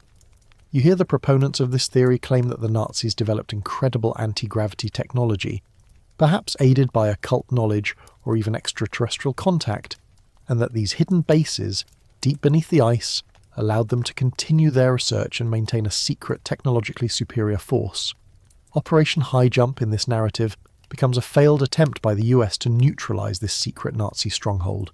Imagine a hidden underground city carved out of ice and rock, humming with advanced machinery, its inhabitants plotting a return to global dominance. It's a plot worthy of a blockbuster movie, isn't it? A quirky or fringe tidbit often cited in these discussions are alleged sightings of ghost U-boats off the coast of Argentina and other South American nations in the immediate post-war period, supposedly ferrying high-ranking Nazis and their secrets to the Antarctic refuge. These U-boats, it is claimed, possessed advanced capabilities allowing them to navigate under ice. While some German U-boats did indeed surrender in Argentina, no credible evidence supports their involvement in such a grand scheme, nor the existence of a permanent Nazi base in Antarctica beyond the scientific expedition's temporary claims. It's enough to make you wonder if those U-boats were just really, really good at hiding. Historians still argue whether the persistent belief in secret Nazi bases in Antarctica reflects a genuine historical mystery, or is merely a manifestation of post-war anxieties, Cold War paranoia, and a fascination with hidden power structures. The narrative often blends elements of historical fact with speculative leaps, creating a compelling but unsubstantiated story. Beyond the Nazi theories, the general concept of clandestine military or government bases continues to thrive. You observe how the vastness and extreme isolation of Antarctica make it a prime candidate for covert operations. The continent is largely unregulated, with limited. Russia, then the Soviet Union, China, and even a shadowy global elite maintain secret facilities on the continent for purposes such as weapon testing, developing and testing advanced weaponry, perhaps electromagnetic weapons, weather manipulation devices, or even cold fusion reactors away from public scrutiny and international treaties. Resource extraction, covertly mining for rare minerals or energy sources beneath the ice, which, if made public, could trigger geopolitical conflicts. Extraterrestrial research, studying crashed UFOs, reverse engineering alien technology, or even maintaining contact with extraterrestrial beings who have their own bases beneath the ice. This often links back to Admiral Byrd's alleged statements and the broader UFO phenomenon, genetic experimentation or bioweapon development, conducting ethically dubious research in a remote, isolated environment to avoid detection, preservation of ancient knowledge, artifacts, guarding the very secrets you explored in the previous section, the ruins of ancient civilizations or advanced technologies discovered beneath the ice. You can almost visualize the entrances to these alleged bases: massive, camouflaged ice doors, hidden vents melting snow, and discreet flights of specialized aircraft. The environment itself acts as the ultimate security system. One mainstream historical fact to contrast these theories with is that all permanent research stations in Antarctica are subject to inspections under the Antarctic Treaty System. Member nations can inspect each other's facilities to ensure they are used solely for peaceful, scientific purposes and do not involve military activities, beyond logistical support for scientific endeavours. This transparency mechanism, however, doesn't entirely assuage the fears of those who believe powerful entities operate outside official frameworks. The sheer logistical challenge of maintaining such secret bases is immense. You consider the colossal amount of supplies, personnel and equipment that would be required to build and sustain a large underground facility in Antarctica. Such an operation would be almost impossible to conceal entirely, especially given modern satellite surveillance. Yet proponents argue that with black project budgets and advanced technology, anything is possible. It's like trying to hide an elephant in a bathtub, but with enough determination and a very big tarp, perhaps you could pull it off. The alien contact aspect of secret Antarctic bases is particularly pervasive. Some theories posit that Antarctica is a designated meeting point or a long-standing base for extraterrestrial visitors due to its extreme isolation and the presence of unique energy fields. You hear accounts of UFO sightings in the Antarctic region, often described as rapidly moving, silent craft, far exceeding conventional human technology. These sightings, usually anecdotal and unverified, are then linked to the idea that governments are collaborating with or reverse engineering technology from these extraterrestrial visitors in secret Antarctic facilities. Historians still argue whether the popularity of these secret-based narratives speaks more to a collective distrust of government and authority, or to a genuine, albeit unproven, suspicion that there are hidden truths about Antarctica being withheld from the public. The allure of forbidden knowledge is powerful. The enduring fascination with these theories is perhaps a reflection of Antarctica's unique psychological impact. It's the last great unknown, a blank canvas upon which fears and desires can be projected. Its extreme environment fosters a sense of isolation and mystery, making it a perfect setting for tales of hidden secrets. The very act of scientists drilling into the ice for ice cores or subglacial lakes can be misinterpreted as searching for something else entirely. They're not just looking for ice, the theories whisper. They're looking for it. You might also encounter references to supposed whistleblowers or former military personnel who claim to have worked at or witnessed activities related to these secret bases. These accounts are often sensational, lacking corroborating evidence, and are frequently disseminated through fringe media outlets. They describe encounters with strange phenomena, advanced technology, or even non-human entities. The rise of high-resolution satellite imagery has, to some extent, challenged these theories, as amateur enthusiasts pore over Google Earth images of Antarctica, looking for anomalies. While some interesting geological formations have been misinterpreted as structures, no definitive evidence of secret bases has ever been publicly verified through such means. However, proponents would argue that the really secret bases are designed to be undetectable or are deep underground, making satellite imagery useless.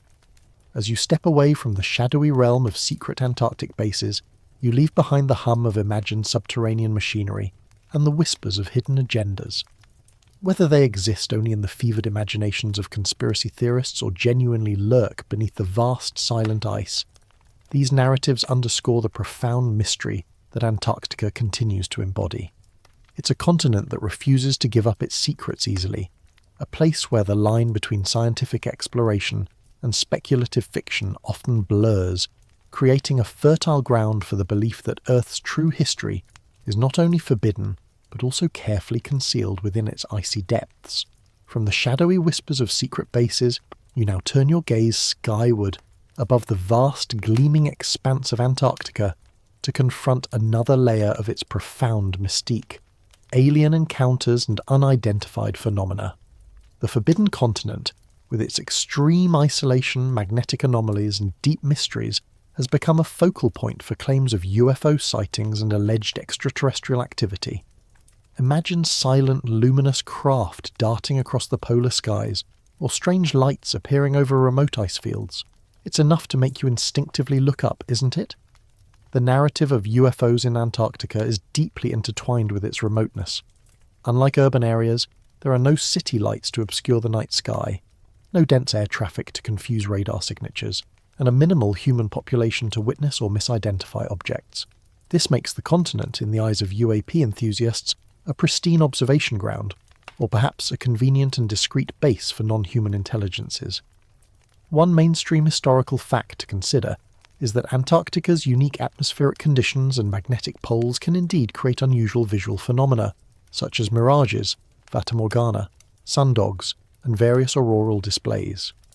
These natural occurrences, while scientifically explainable, can sometimes be startling and lead to misidentification, especially by individuals not accustomed to polar environments. You recall seeing beautiful, shimmering lights from your vantage point above the continent, natural wonders that could easily be mistaken for something more, well, alien. However, proponents of the alien encounter theories argue that what is reported far exceeds mere atmospheric optics. They point to anecdotal accounts, often from military personnel, scientists or pilots who have worked on the continent, describing objects exhibiting characteristics impossible for conventional human technology. You hear tales of disc-shaped craft performing impossible maneuvers, moving at incredible speeds, or disappearing silently without a trace. These accounts are often dismissed by official sources as misidentifications, hoaxes, or psychological effects of extreme isolation, but they persist within the UAP community.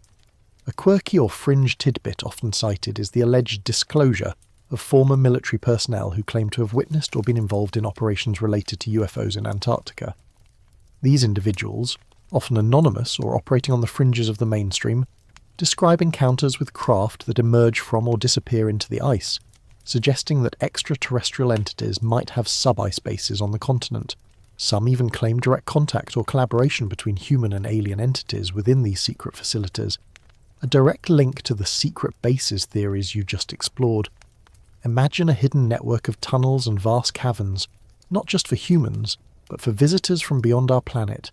It's a truly mind-bending thought.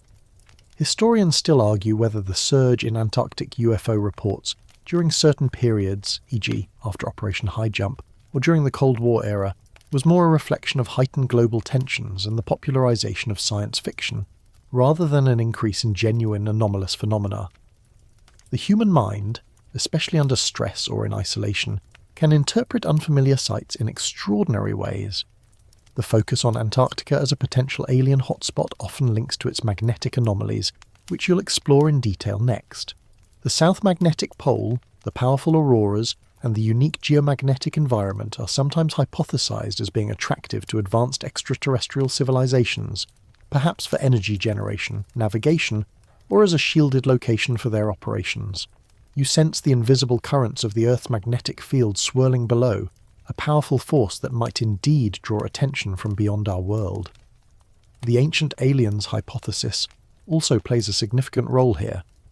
If, as some theories suggest, Antarctica was once ice-free and home to an advanced civilization, as per the Peary race map theories, it could imply that these ancient civilizations were themselves extraterrestrial in origin, or that they received technological assistance from off-world visitors. This would mean that the aliens are not just recent visitors, but perhaps ancient inhabitants, waiting for the ice to recede. Imagine a history where humanity's earlier steps were guided, or perhaps observed, by beings from distant stars, with Antarctica as their forgotten outpost. The challenges in verifying these claims are immense. The extreme weather conditions make independent observation difficult and often dangerous.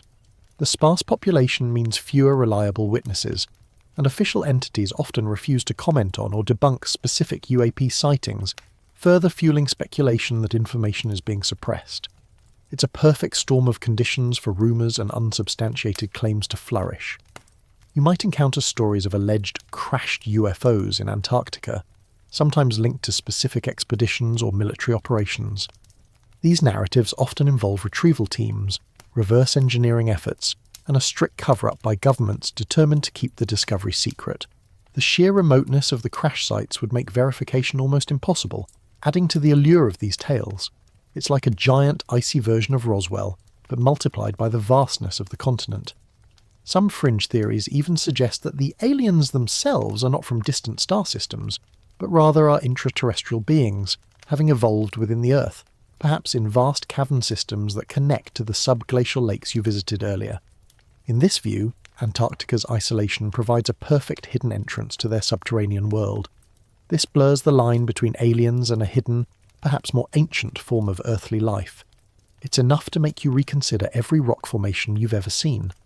The popular media, from documentaries to fictional thrillers, has significantly amplified these narratives, further cementing Antarctica's image as a mysterious, potentially alien-haunted continent. Films and books often depict hidden alien artifacts, portals to other dimensions, or ancient alien technology buried beneath the ice, influencing public perception and contributing to the enduring nature of these theories. The scientific community, while open to the search for extraterrestrial life, generally approaches these specific Antarctic claims with extreme skepticism due to the lack of verifiable evidence. They focus on exoplanet research, SETI, search for extraterrestrial intelligence programs, and the study of extremophils on Earth as a more scientifically rigorous path to understanding life beyond our planet. However, the allure of a direct, tangible encounter hidden in Antarctica remains powerful for many. You reflect on the psychological aspect of these theories.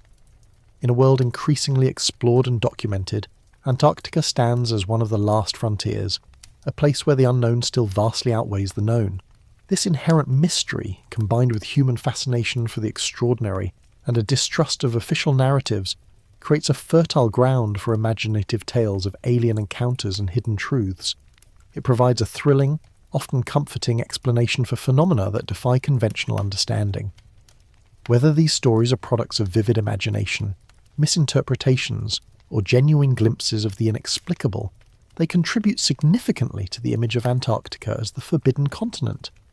They add another layer of intrigue, suggesting that beyond its scientific wonders, its icy depths might conceal secrets that challenge our most fundamental assumptions about life in the universe and humanity's place within it. As you float above the silent, enigmatic continent, the echoes of these alien encounters linger in your mind. The shimmering auroras and the vast unblemished sky seem to hold endless possibilities. Is it merely a canvas for our imaginations? Or is Antarctica truly a veiled gateway to secrets far beyond our current comprehension? A place where Earth's true history might intersect with cosmic visitors? The chilling air seems to hold its breath, waiting for an answer. From the ethereal expanse of alien encounters, you now descend back towards the continent, sensing a powerful, invisible force emanating from its very core: magnetic anomalies. Antarctica is not just a land of ice. It is a land of profound geomagnetic significance, home to the South Magnetic Pole and a host of geological peculiarities that continue to baffle and intrigue geophysicists. Imagine the Earth itself as a giant swirling dynamo, and Antarctica as one of its most complex and powerful terminals. It's enough to make your compass spin, or at least wonder why it's pointing in such a strange direction. You are now immersed in a world of invisible forces, where magnetic field lines converge and diverge in unpredictable ways. The South Magnetic Pole, unlike the geographical South Pole, is not a fixed point. It drifts, slowly but constantly, due to the dynamic movements of molten iron in Earth's outer core. Currently it lies off the coast of Wilkes Land, moving towards the Australian sector of Antarctica. A mainstream historical fact is that the location of Earth's magnetic poles is not stationary. They undergo continuous shifts, a phenomenon known as secular variation. This drift has been meticulously tracked for centuries, a crucial aspect of geomagnetism. The presence of the South Magnetic Pole makes Antarctica a hub of unique geomagnetic activity. Compass needles behave erratically, often pointing not to the geographic pole but to the magnetic one, or even wildly fluctuating in areas of local magnetic disturbance. For early explorers, this presented an immense navigational challenge, complicating their efforts to map the continent. Imagine trying to navigate by compass when your compass is constantly throwing a tantrum. It's enough to make you wish for a good old-fashioned map and a clear sky, even if it's freezing. One of the most profound anomalies is the South Atlantic Anomaly, SAA, an area where Earth's inner Van Allen radiation belt dips closest to the surface, located roughly over South America and the South Atlantic Ocean, extending towards Antarctica. You perceive this zone as a subtle energetic hum, a weaker magnetic field that allows charged particles to penetrate closer to Earth. While not strictly in Antarctica, its proximity and influence are keenly felt, impacting satellite orbits that pass through it and increasing radiation exposure for spacecraft. This weakness in the magnetic shield is a subject of ongoing scientific study and raises questions about its long-term stability. The underlying cause of many of Antarctica's magnetic peculiarities lies in its geology. Beneath the vast ice sheet lies a complex mosaic of ancient continental crust, volcanic activity, and massive mineral deposits. You feel the subtle vibrations of Earth's crust, hinting at the deep time processes that have shaped this continent.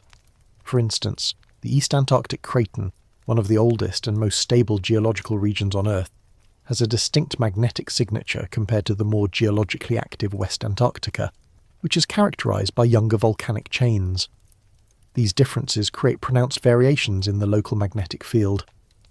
A quirky or fringe tidbit often associated with these magnetic anomalies is the idea that they are not purely natural. Some theories propose that these anomalies are amplified or even caused by hidden, advanced technologies, either ancient civilizations or extraterrestrial bases, harnessing or manipulating Earth's magnetic field for power, communication, or propulsion. You recall the secret bases section and the idea of advanced Nazi technology or alien craft using electromagnetic principles. This concept suggests that the magnetic irregularities are not just interesting geological features, but deliberate energetic signatures of something profound lurking beneath the ice. Imagine a massive hidden generator tapping into the Earth's core and creating ripples in its magnetic field. It's a truly electrifying thought. Historians still argue whether the fascination with magnetic anomalies in popular culture, especially in science fiction, has unduly influenced speculative theories about Antarctica, rather than grounding them solely in geophysical data. The invisible nature of magnetic fields makes them easy to mystify and associate with unknown forces. The study of Antarctica's magnetic field is crucial for understanding Earth's deep interior. Scientists use magnetometers, flown on aircraft or deployed on the ice, to map these subtle variations. You see the data streams, complex patterns of magnetic highs and lows, revealing clues about the composition and structure of the crust and mantle beneath the ice. These magnetic maps help geophysicists identify buried geological features, such as ancient rift valleys, volcanic intrusions, and even potential mineral deposits. The continent also offers a unique vantage point for studying the Earth's magnetosphere and its interaction with the solar wind. The magnetic field lines converge at the poles, acting like giant funnels, allowing charged particles from the sun to penetrate the atmosphere and create the spectacular aurora australis. You witness the shimmering curtains of light dancing across the polar night sky, a breathtaking display of cosmic forces at play. This interaction also affects radio communications, causing blackouts and interference, a challenge for any expedition operating in the region. One scholarly debate revolves around the precise timing and mechanisms of geomagnetic reversals when Earth's magnetic poles flip. Geological records show that this has happened many times in Earth's history, with the last full reversal occurring about 780,000 years ago. Antarctica, with its stable ancient craton and unique magnetic environment, is an important natural laboratory for studying these long-term magnetic field dynamics. Could a future, imminent pole reversal explain some of the more dramatic geological and climatic shifts theorized for ancient Antarctica? It's a question that keeps geophysicists up at night. The implications of these magnetic anomalies extend beyond pure science. For instance, the presence of strong localized magnetic fields can interfere with sensitive scientific instruments, requiring careful calibration and shielding. For aircraft and vessels navigating polar regions, understanding magnetic declination, the difference between magnetic north and true north, is absolutely critical. Imagine flying through a whiteout with a compass that's lying to you. Not ideal. The concept of magnetic hotspots within Antarctica is also discussed, areas where the magnetic field is unusually intense or fluctuates wildly. These areas are sometimes linked to hypothesized energy vortices, portals, or other non-natural phenomena by fringe theorists. They suggest these are locations where the veil between dimensions is thin, or where hidden power sources are concentrated.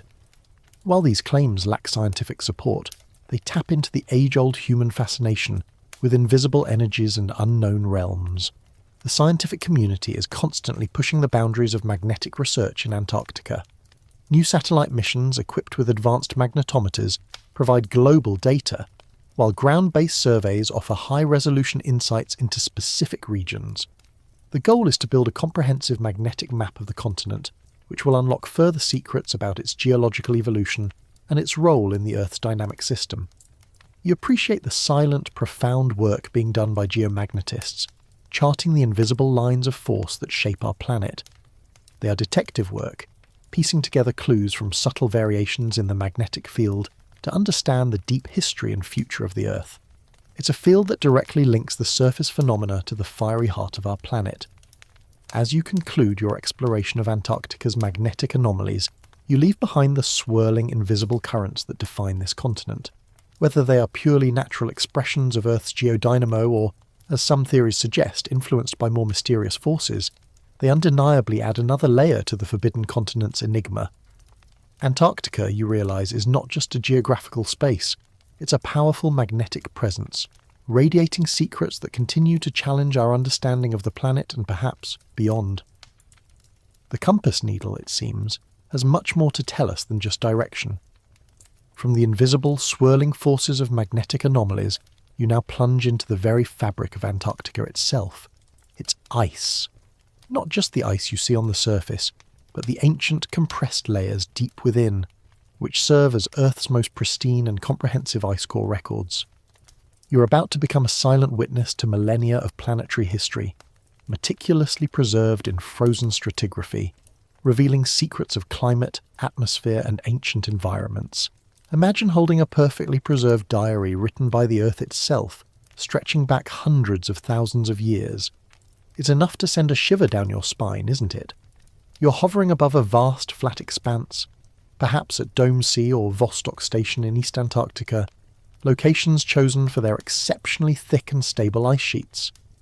Below, a drilling rig hums softly, a marvel of engineering slowly pushing a hollow tube deep into the ice. This isn't just digging a hole, it's a delicate, painstaking process designed to extract long, cylindrical sections of ice, called ice cores, without contaminating them.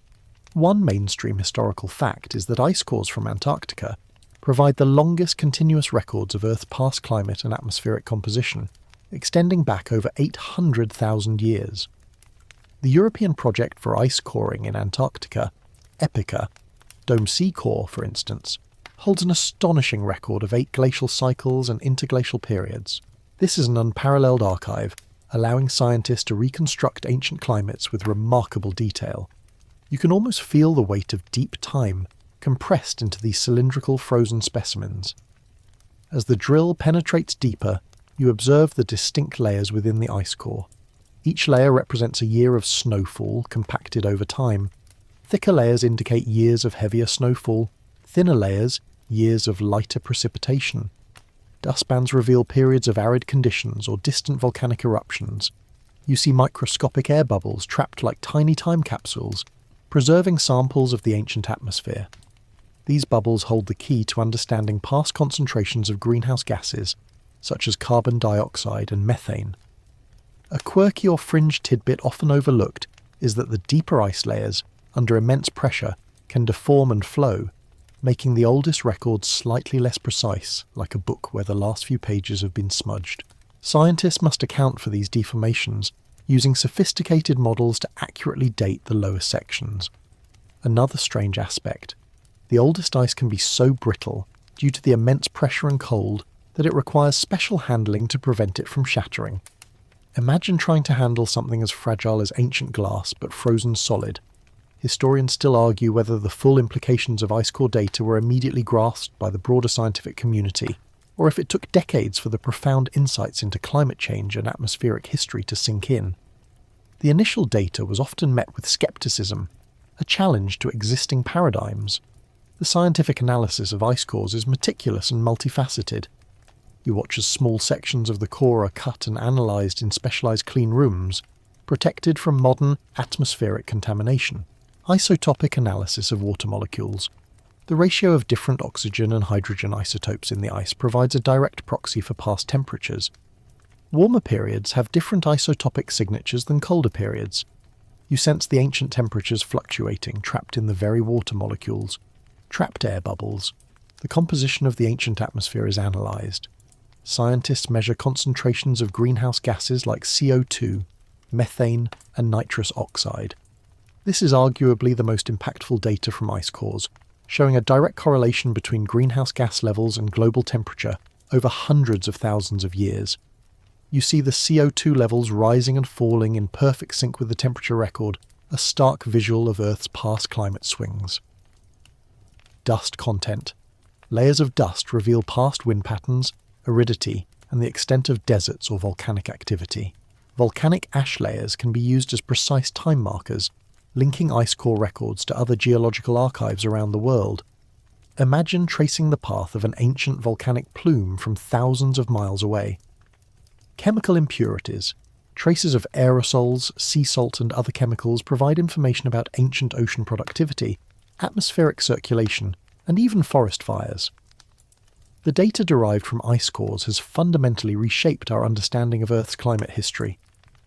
It provides undeniable evidence of natural climate cycles, alternating between cold glacial periods, ice ages, and warmer interglacial periods. You see these cycles unfold, a rhythmic breathing of the planet, driven by subtle changes in Earth's orbit around the Sun, Milankovitch cycles. However, the ice core data also delivers a stark warning. While natural cycles show fluctuations in CO2 levels, the current atmospheric concentration of CO2 as measured today is significantly higher than any point in the last 800,000 years recorded in the ice cores. You witness the historical peaks and troughs of CO2 levels, never exceeding a certain threshold, until the very top recent layers of the ice core, where the curve suddenly spikes upwards, dramatically surpassing all previous natural variations. It's like watching a graph of human heartbeats, and then suddenly seeing a flat line followed by an off-the-charts spike. That recent spike is attributed directly to anthropogenic, human-caused emissions since the Industrial Revolution. This is the crucial mainstream historical fact that links ice core science to the urgent issue of climate change. The process of drilling and analysing these cores is immensely challenging. You feel the relentless cold, the logistical complexities of operating in remote, high-altitude locations, and the sheer effort required to handle and transport miles of fragile ice. The drilling teams often work around the clock, in shifts, battling equipment malfunctions, blizzards, and the psychological toll of isolation.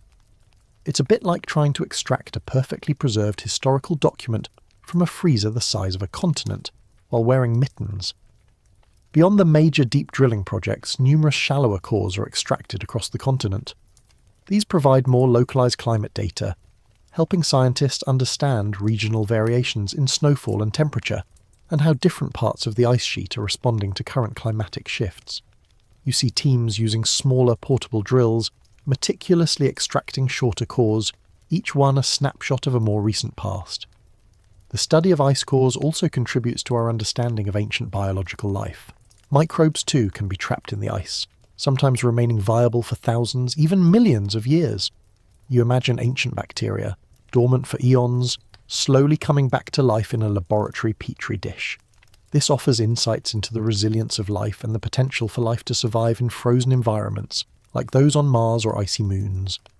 The scientific community continues to push for even older ice core records, hoping to retrieve ice that dates back over 1.5 million years. This would require drilling into specific blue ice areas where ancient ice flows to the surface, or finding even older, more stable ice reservoirs. The challenge is immense, but the potential insights into even deeper climate history are too compelling to ignore. One key scholarly debate that ice cores have fueled is the precise timing and nature of past abrupt climate changes.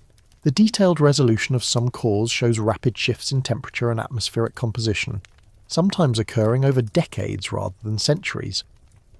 Understanding these past rapid changes is crucial for predicting the potential speed and severity of future climate shifts.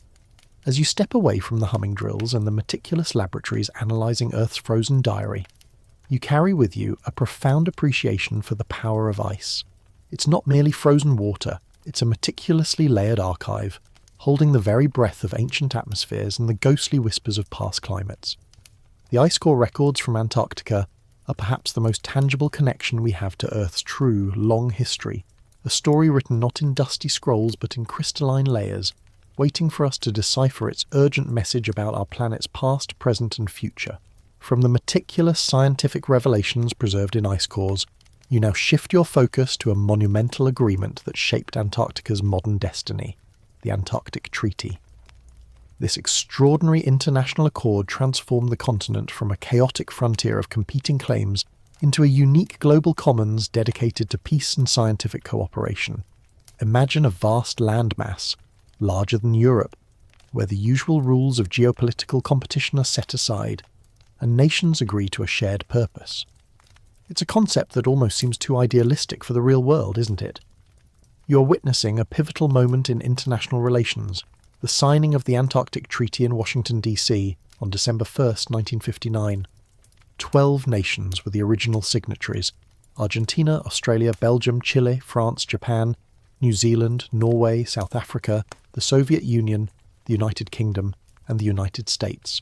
These were the nations actively conducting scientific research in Antarctica during the International Geophysical Year of 1957 to 58, which you recall as a period of unprecedented international scientific collaboration. The spirit of the IGY was a powerful catalyst for the treaty. One mainstream historical fact is that the Antarctic Treaty designates the entire continent south of 60 degrees south latitude as a scientific preserve, banning all military activity, nuclear testing, and waste disposal. This radical demilitarization of an entire continent at the height of the Cold War was an astonishing diplomatic achievement.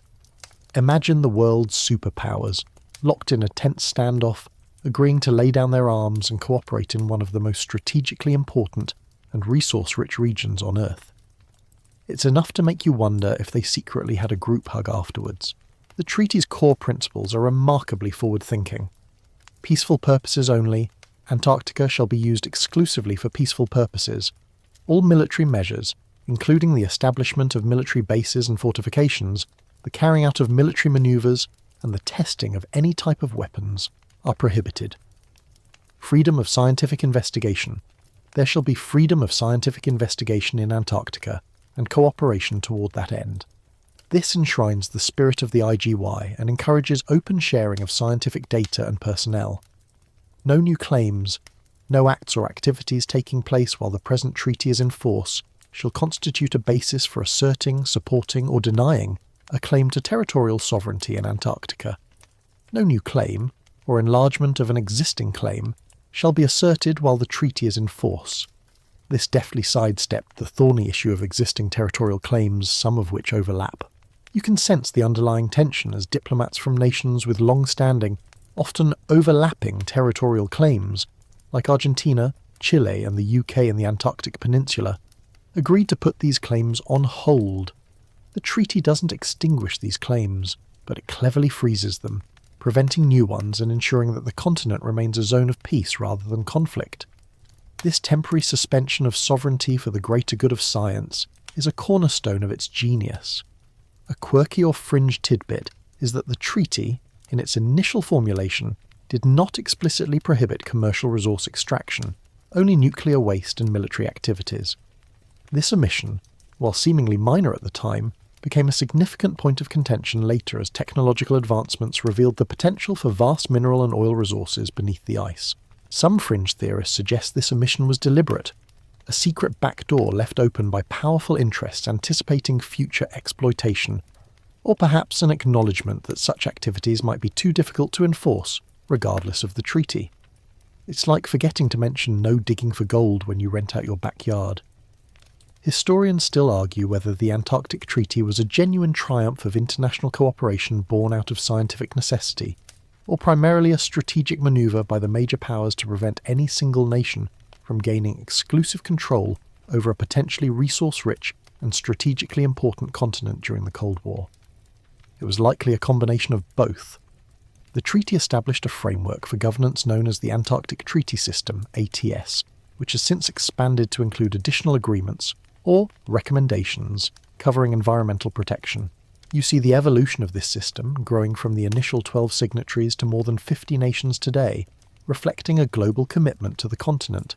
These new agreements include the Convention for the Conservation of Antarctic Seals, 1972, protecting seal populations from overhunting; the Convention on the Conservation of Antarctic Marine Living Resources, CCAMLA, 1980, managing and conserving marine life, particularly krill, which forms the base of the Antarctic food web; the Protocol on Environmental Protection to the Antarctic Treaty, Madrid Protocol 1991. This is arguably the most significant addition. You feel the weight of its importance as it designates Antarctica as a natural reserve devoted to peace and science. Crucially, it established a 50-year moratorium on mineral resource activities, effectively banning mining until at least 2048, with provisions for review thereafter. This was a critical step in preserving the continent's pristine environment.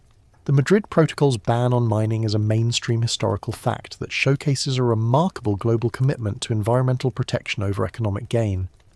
Imagine nations agreeing to forgo potentially immense wealth for the sake of preserving a unique wilderness.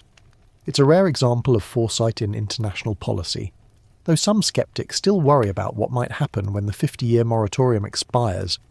The ATS also includes provisions for inspections of all research stations and facilities by any treaty party, ensuring compliance with the treaty's principles.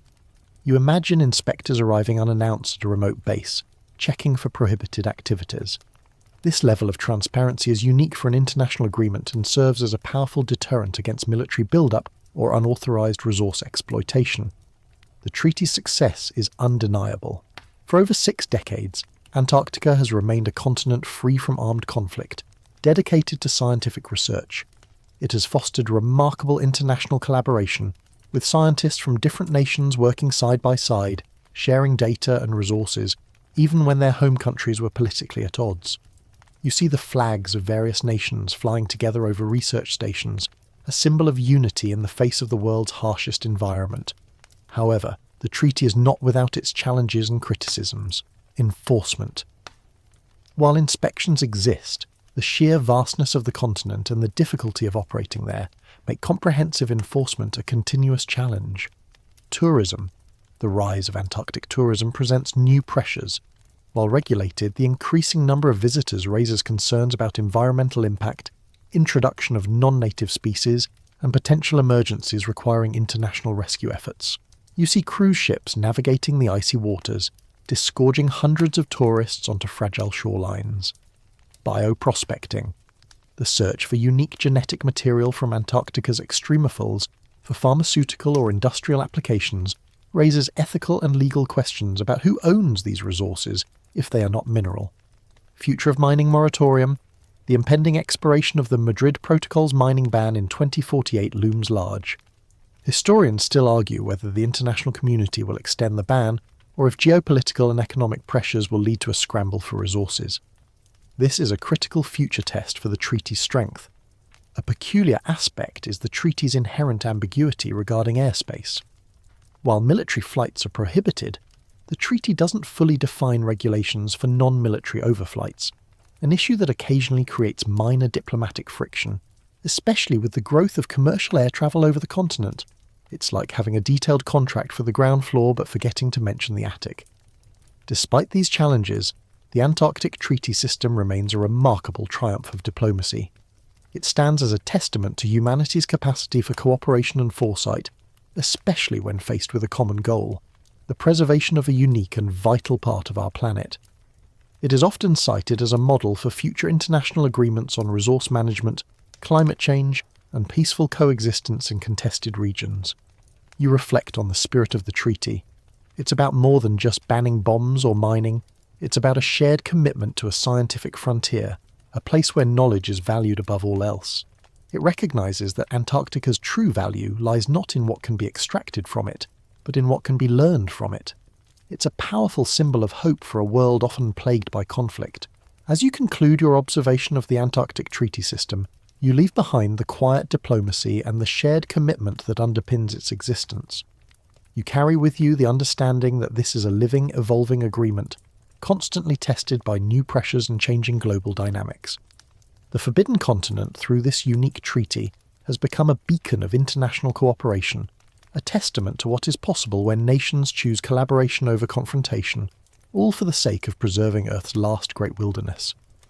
From the quiet triumph of the Antarctic Treaty, which seeks to preserve the continent, you now turn to the dramatic, undeniable reality of climate change and its profound, accelerating impact on Antarctica.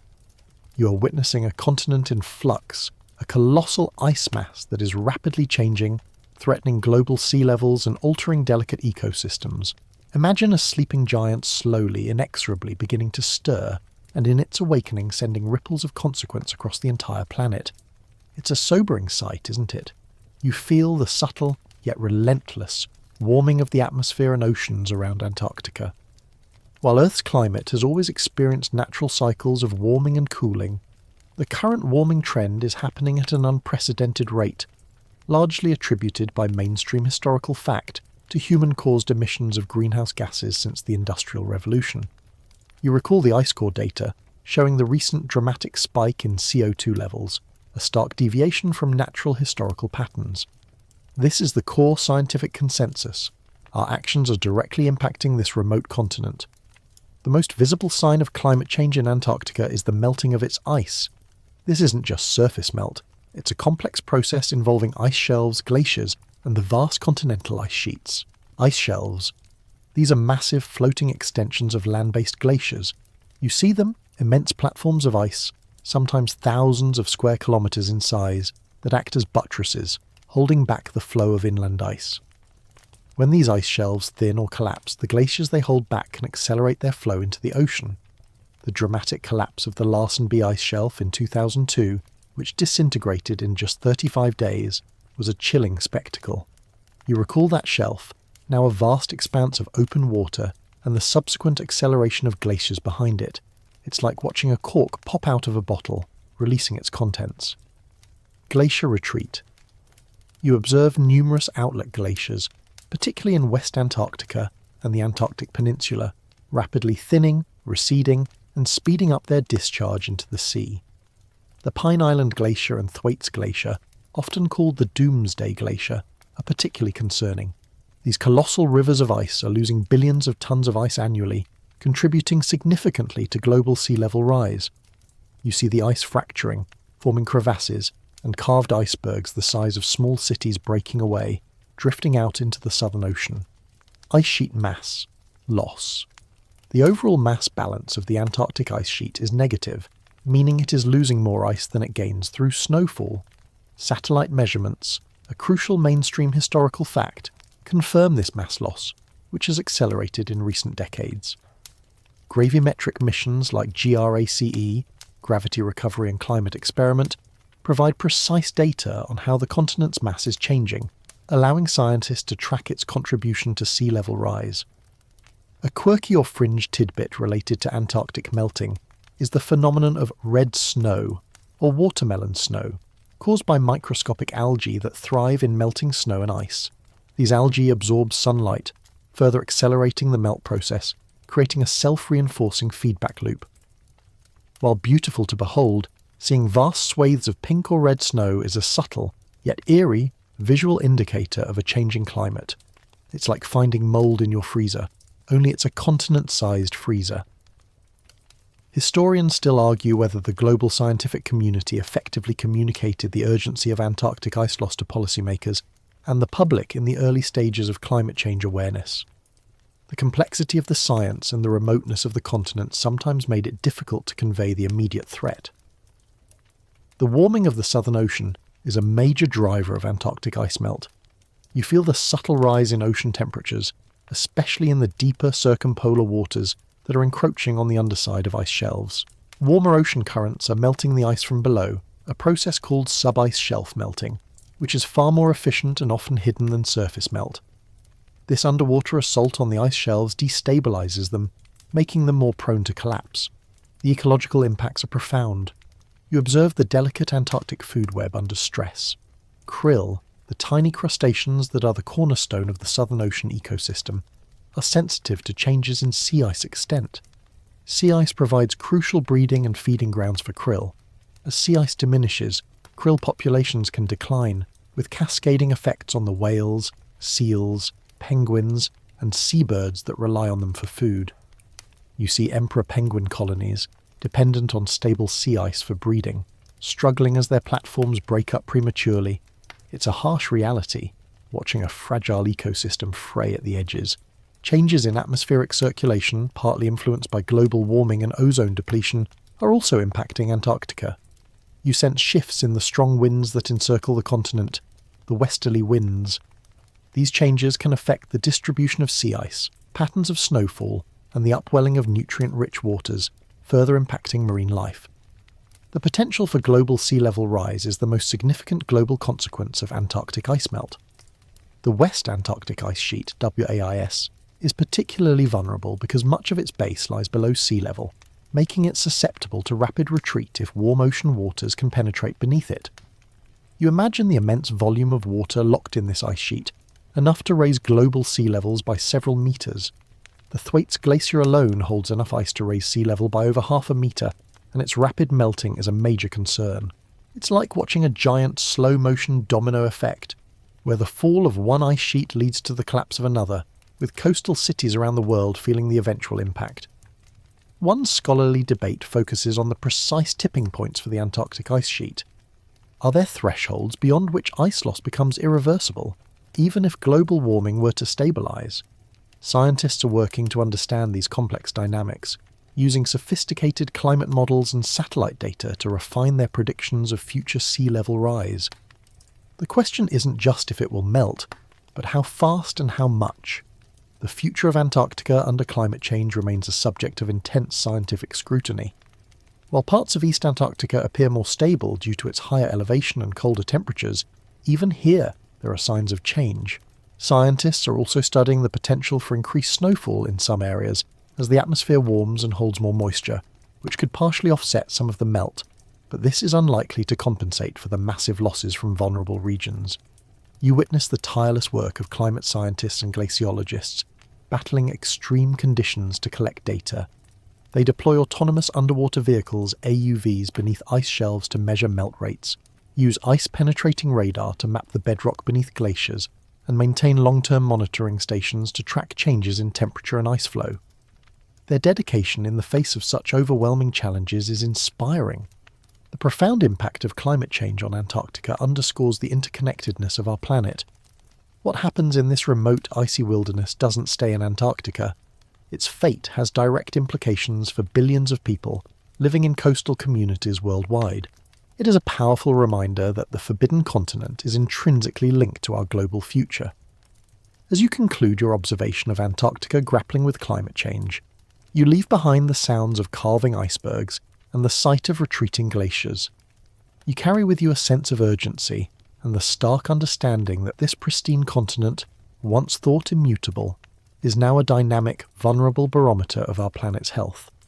Its changing face is not just a scientific curiosity.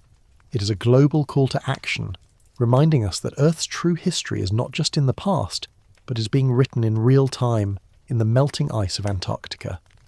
Having witnessed the dramatic accelerating impact of climate change on Antarctica's ice, your gaze now shifts beneath its melting surface to consider another profound and potentially contentious aspect of the continent's future, its future resources.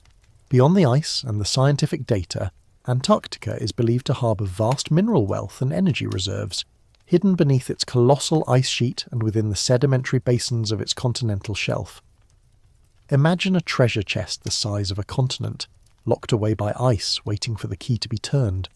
It's enough to spark a greedy glint in anyone's eye, isn't it? You're now in a speculative future, perhaps after the Madrid Protocol's mining moratorium expires in 2048, or perhaps in a world where global resource scarcity has become so dire that existing international agreements are challenged.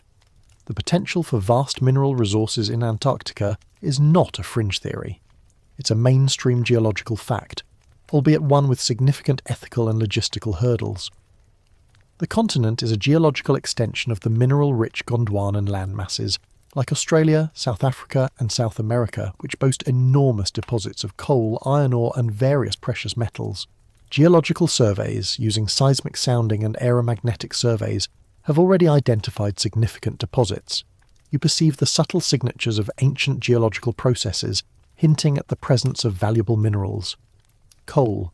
The transantarctic mountains which stretch across the continent contain vast coal deposits, formed when Antarctica was a lush, temperate land.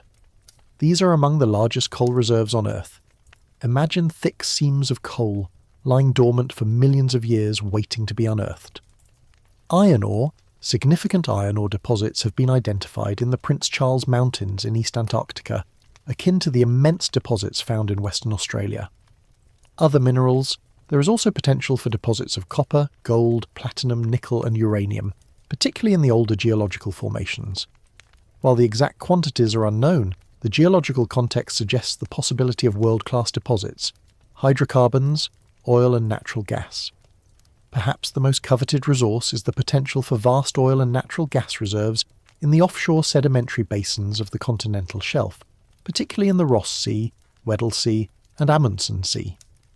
These basins are geologically similar to productive hydrocarbon regions elsewhere in the world.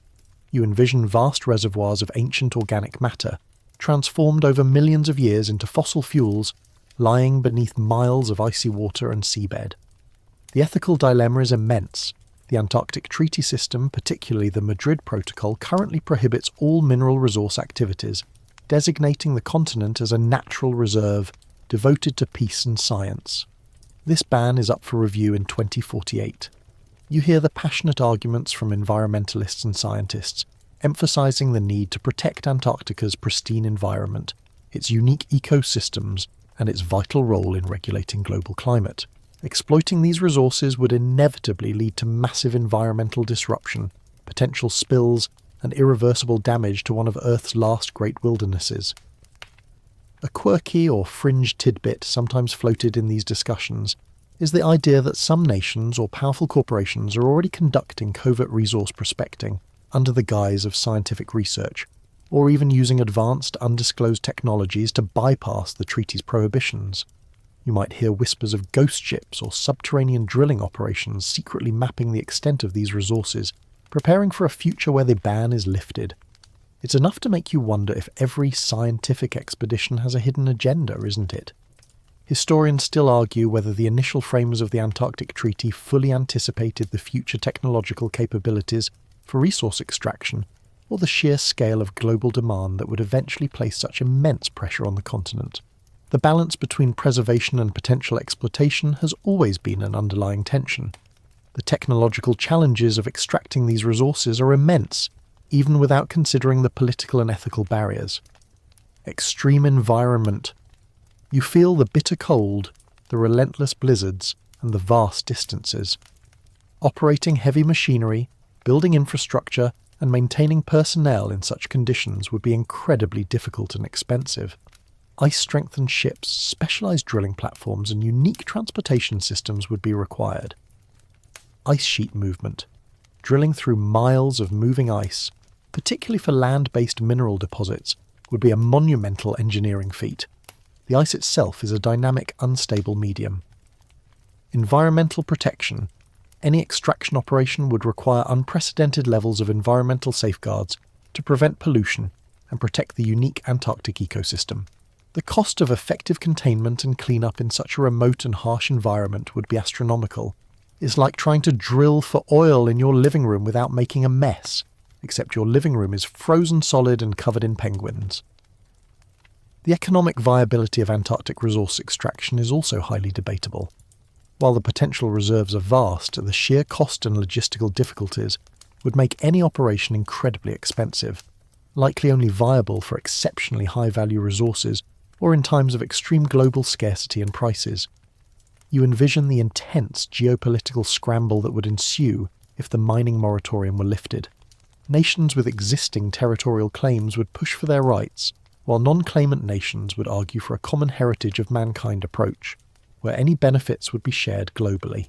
The Antarctic Treaty System, a triumph of cooperation, would face its greatest test, potentially fracturing under the pressure of competing economic interests.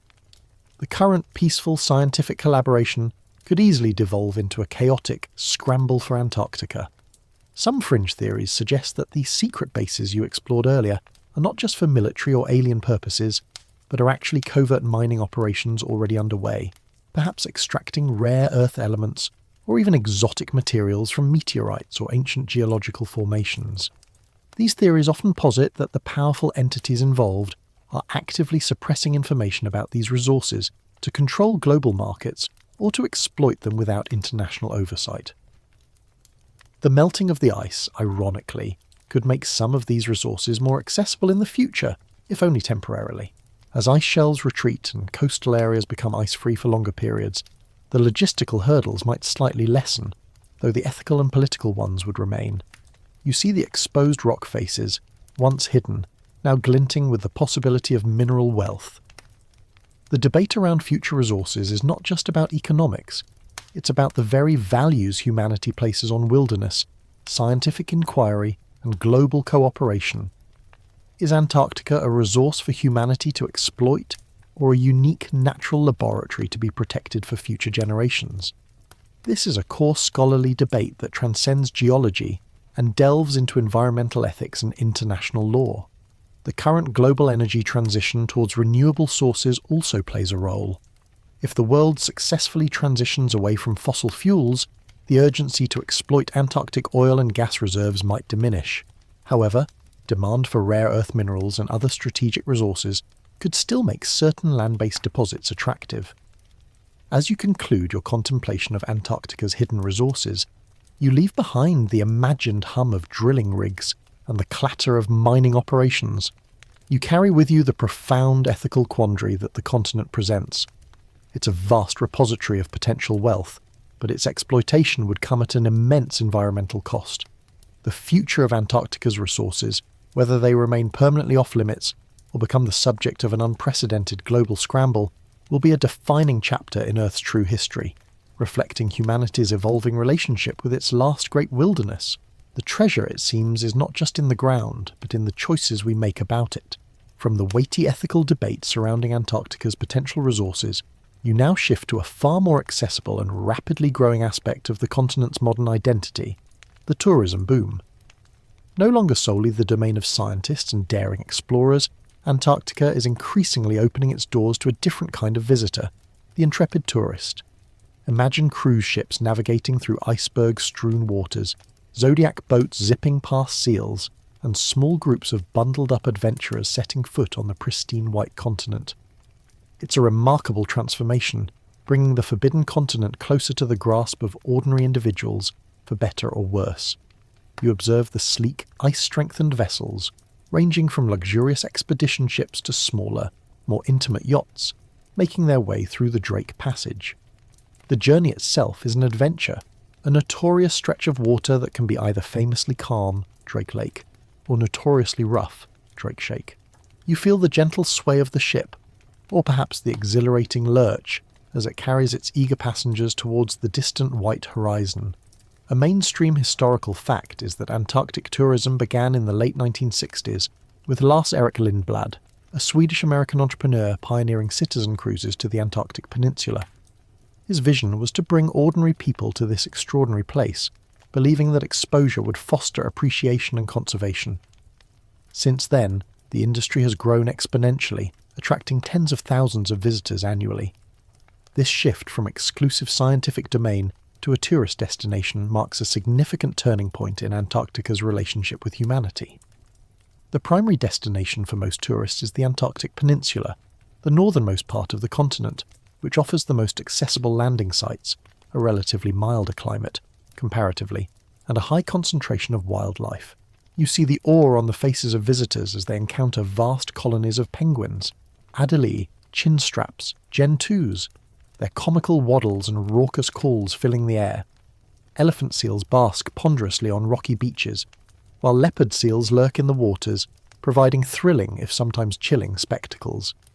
A typical Antarctic tourist experience involves daily zodiac cruises, allowing visitors to get close to icebergs and wildlife, and supervised landings on designated sites. You witness the careful protocols in place, strict biosecurity measures to prevent the introduction of foreign species, limits on visitor numbers at landing sites, and guidelines to maintain respectful distances from wildlife. Tourists are often given strict instructions: leave no trace, take nothing but photographs, leave nothing but footprints, and perhaps try not to get eaten by a leopard seal. It's enough to make you feel like you're on a very expensive, very cold school trip, isn't it? A quirky or fringe tidbit of Antarctic tourism is the polar plunge, where brave, or perhaps foolhardy tourists take a quick, exhilarating dip into the frigid Antarctic waters. While supervised and often done in designated areas, it's a testament to the desire for an extreme, unforgettable experience. Imagine jumping into water barely above freezing just to say you did it. Your brain probably screams no, logically, but the allure of the bragging rights is undeniable. Historians still argue whether the growth of Antarctic tourism, despite its strict regulations, poses an inherent threat to the continent's pristine environment, or if it primarily serves as a powerful force for conservation by building a global constituency of Antarctic ambassadors. The debate often balances the economic benefits of tourism for tour operators and some gateway cities against the potential for cumulative environmental impact. The International Association of Antarctic Tour Operators, IAATO, plays a crucial self-regulatory role in the industry. You observe their guidelines, which aim to promote safe and environmentally responsible tourism. Members adhere to strict rules on ship size, passenger limits per landing, waste management, and emergency procedures. This self-governance is vital in an area without a conventional governing body. Beyond the standard cruise experience, a niche market for adventure tourism is also growing. You see small groups undertaking kayaking, stand-up paddleboarding, mountaineering, ski touring, or even camping on the ice. These activities offer a deeper, more immersive experience, but also carry higher risks and require specialized expertise. Imagine pitching a tent on an ice floe, surrounded by nothing but silence and the vastness of the white landscape. Talk about a chilly night's sleep. The challenges associated with Antarctic tourism are significant. Environmental impact. Despite regulations, increased human presence inevitably leads to some environmental impact. This includes potential for spills, fuel, waste, introduction of non-native species via clothing equipment, disturbance of wildlife, and accumulated wear and tear on popular landing sites. Safety and emergency response. The remote and extreme environment means that any emergency, a medical evacuation, a ship in distress, or a climbing accident, requires a complex, expensive, and often international rescue effort. The nearest major hospitals are thousands of miles away. You can almost hear the frantic radio calls, coordinating help across vast distances. Cognitive dissonance. Some argue that while tourism aims to foster appreciation, it also contributes to the carbon emissions that are warming the planet, creating a paradox.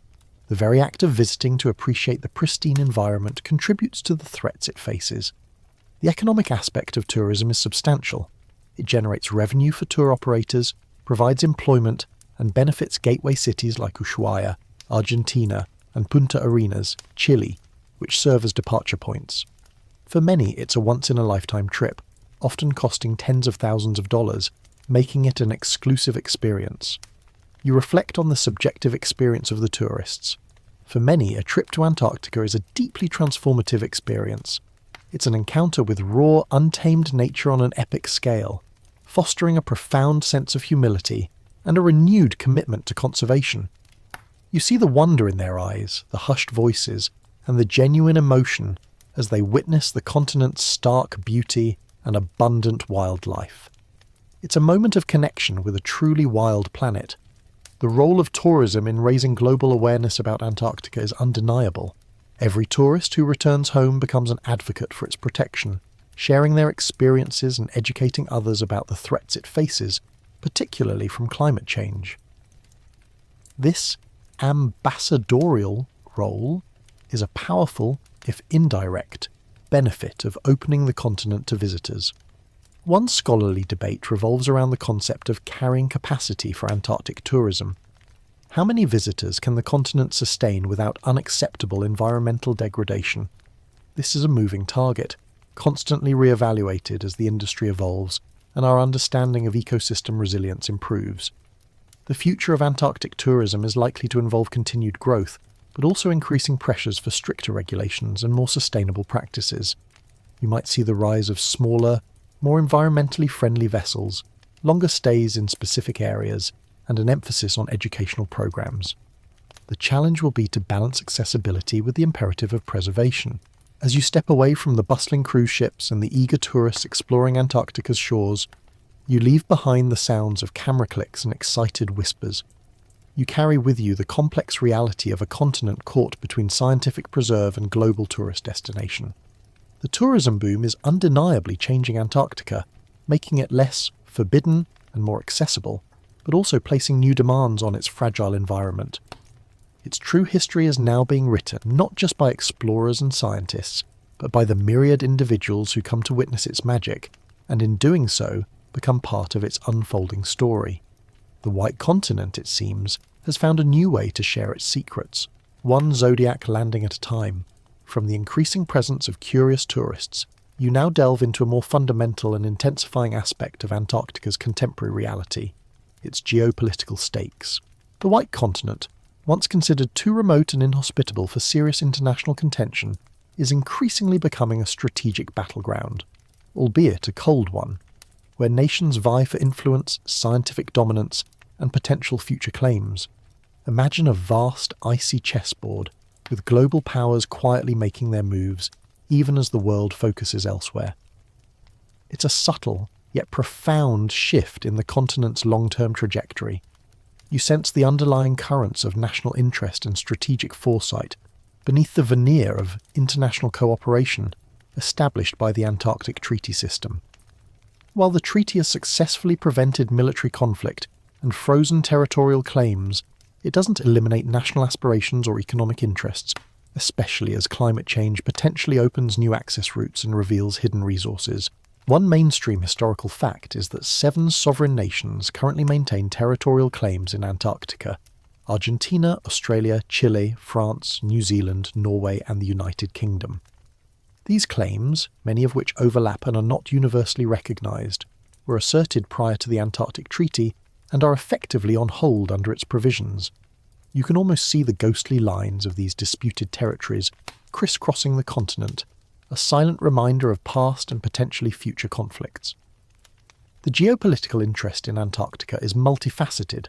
Scientific presence as proxy for influence. Nations are investing heavily in new, state-of-the-art research stations, modern icebreakers, and ambitious scientific programs. This isn't just about pure science, it's about establishing a footprint, demonstrating logistical capabilities, and projecting national presence. You observe the gleaming new research facilities of China, Russia, and India, reflecting their growing ambitions. More stations, larger scientific teams, and more frequent expeditions subtly bolster a nation's stake in the continent, even if no new claims can be made.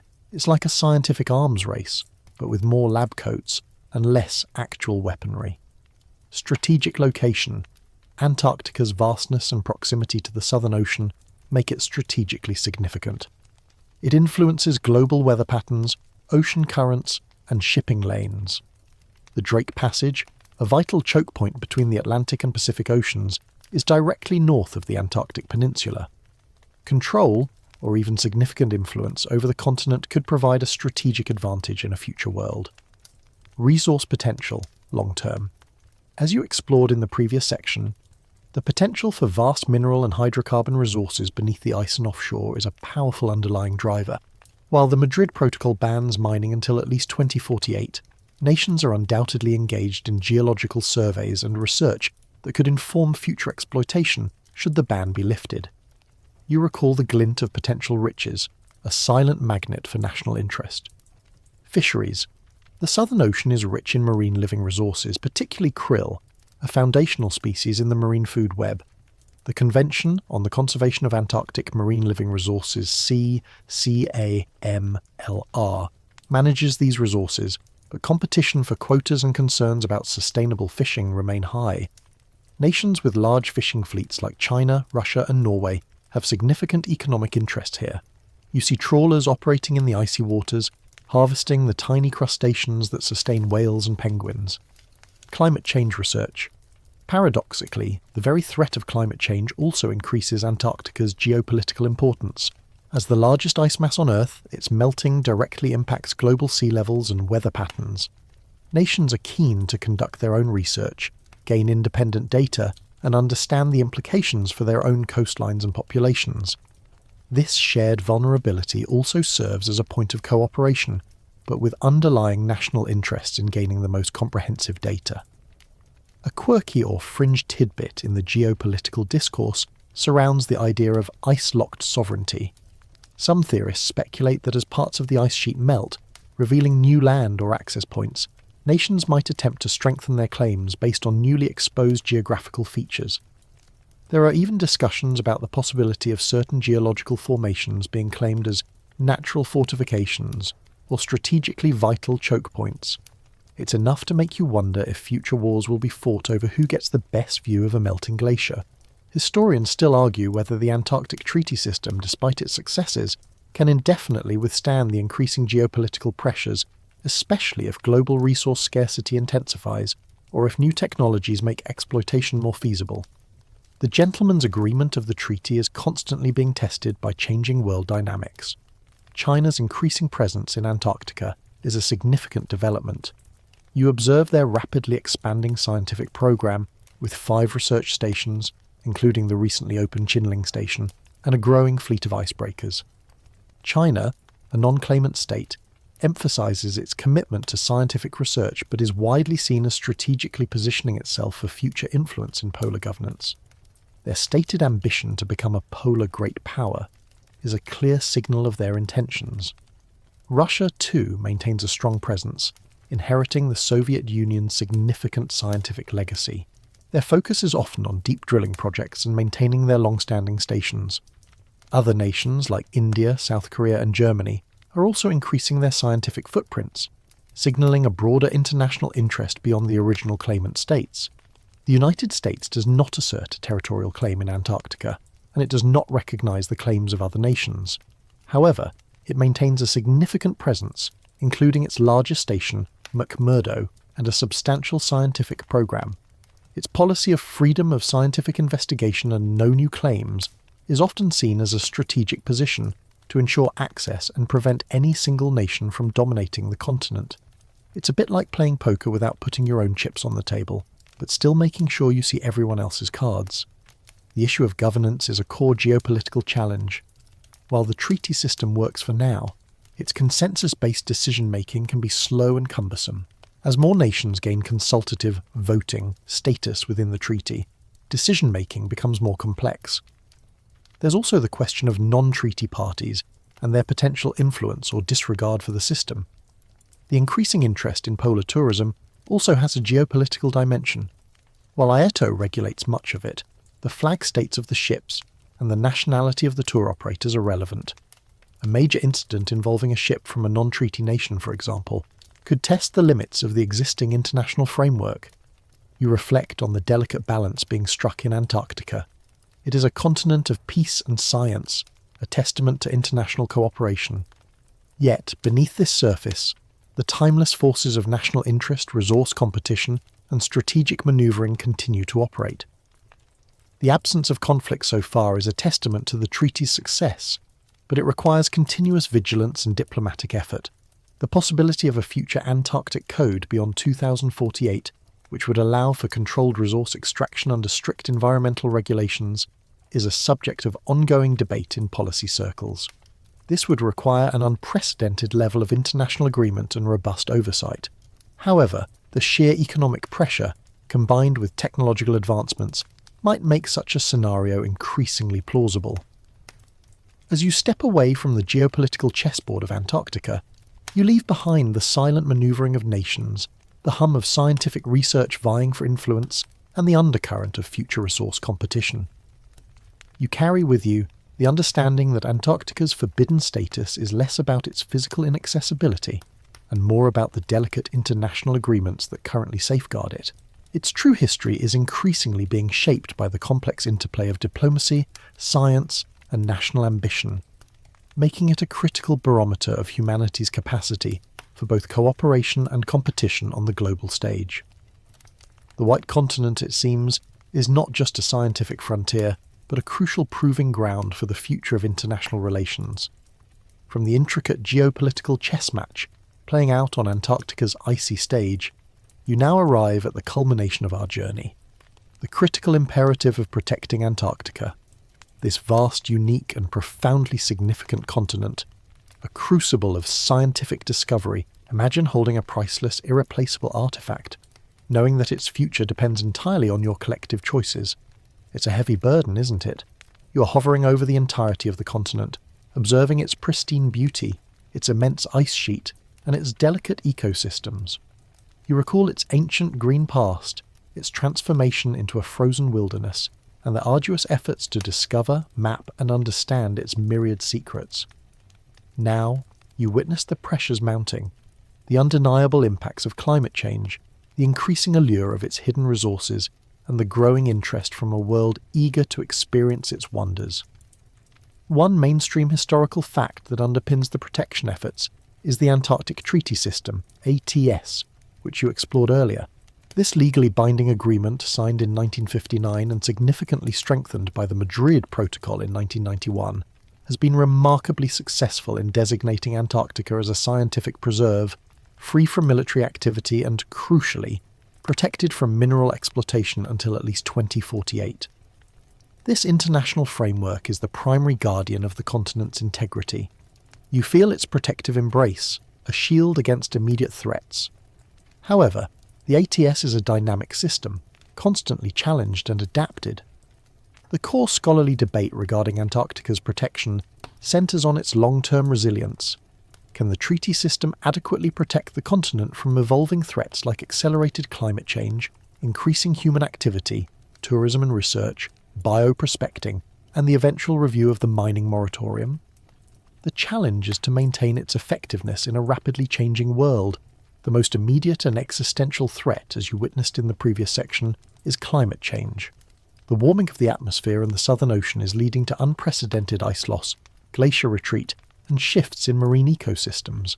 You see the stress on emperor penguin colonies, the diminishing sea ice vital for krill, and the accelerating flow of glaciers into the ocean. Protecting Antarctica means, fundamentally, addressing global greenhouse gas emissions.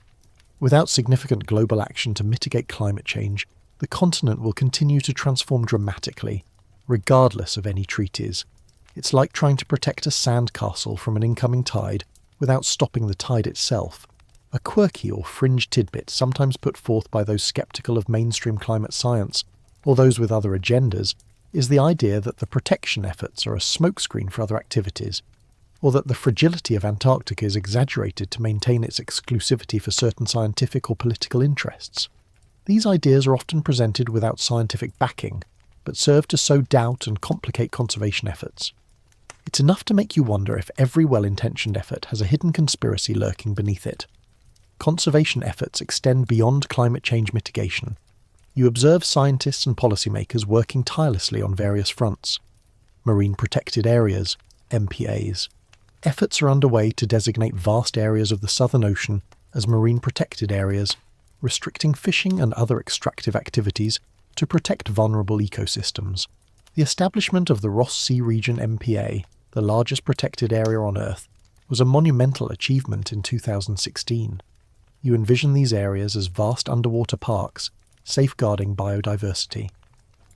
Sustainable Tourism Management, IAATO, in conjunction with treaty parties, continuously refines guidelines for tourist operations, aiming to minimize environmental impact. This includes strict codes of conduct, limited landing sites, biosecurity protocols, and emergency preparedness plans. The goal is to ensure that the growing number of visitors leave only footprints and take only memories. Scientific research with minimal impact. Research stations themselves adhere to strict environmental protocols for waste management, energy use, and protected areas around their facilities.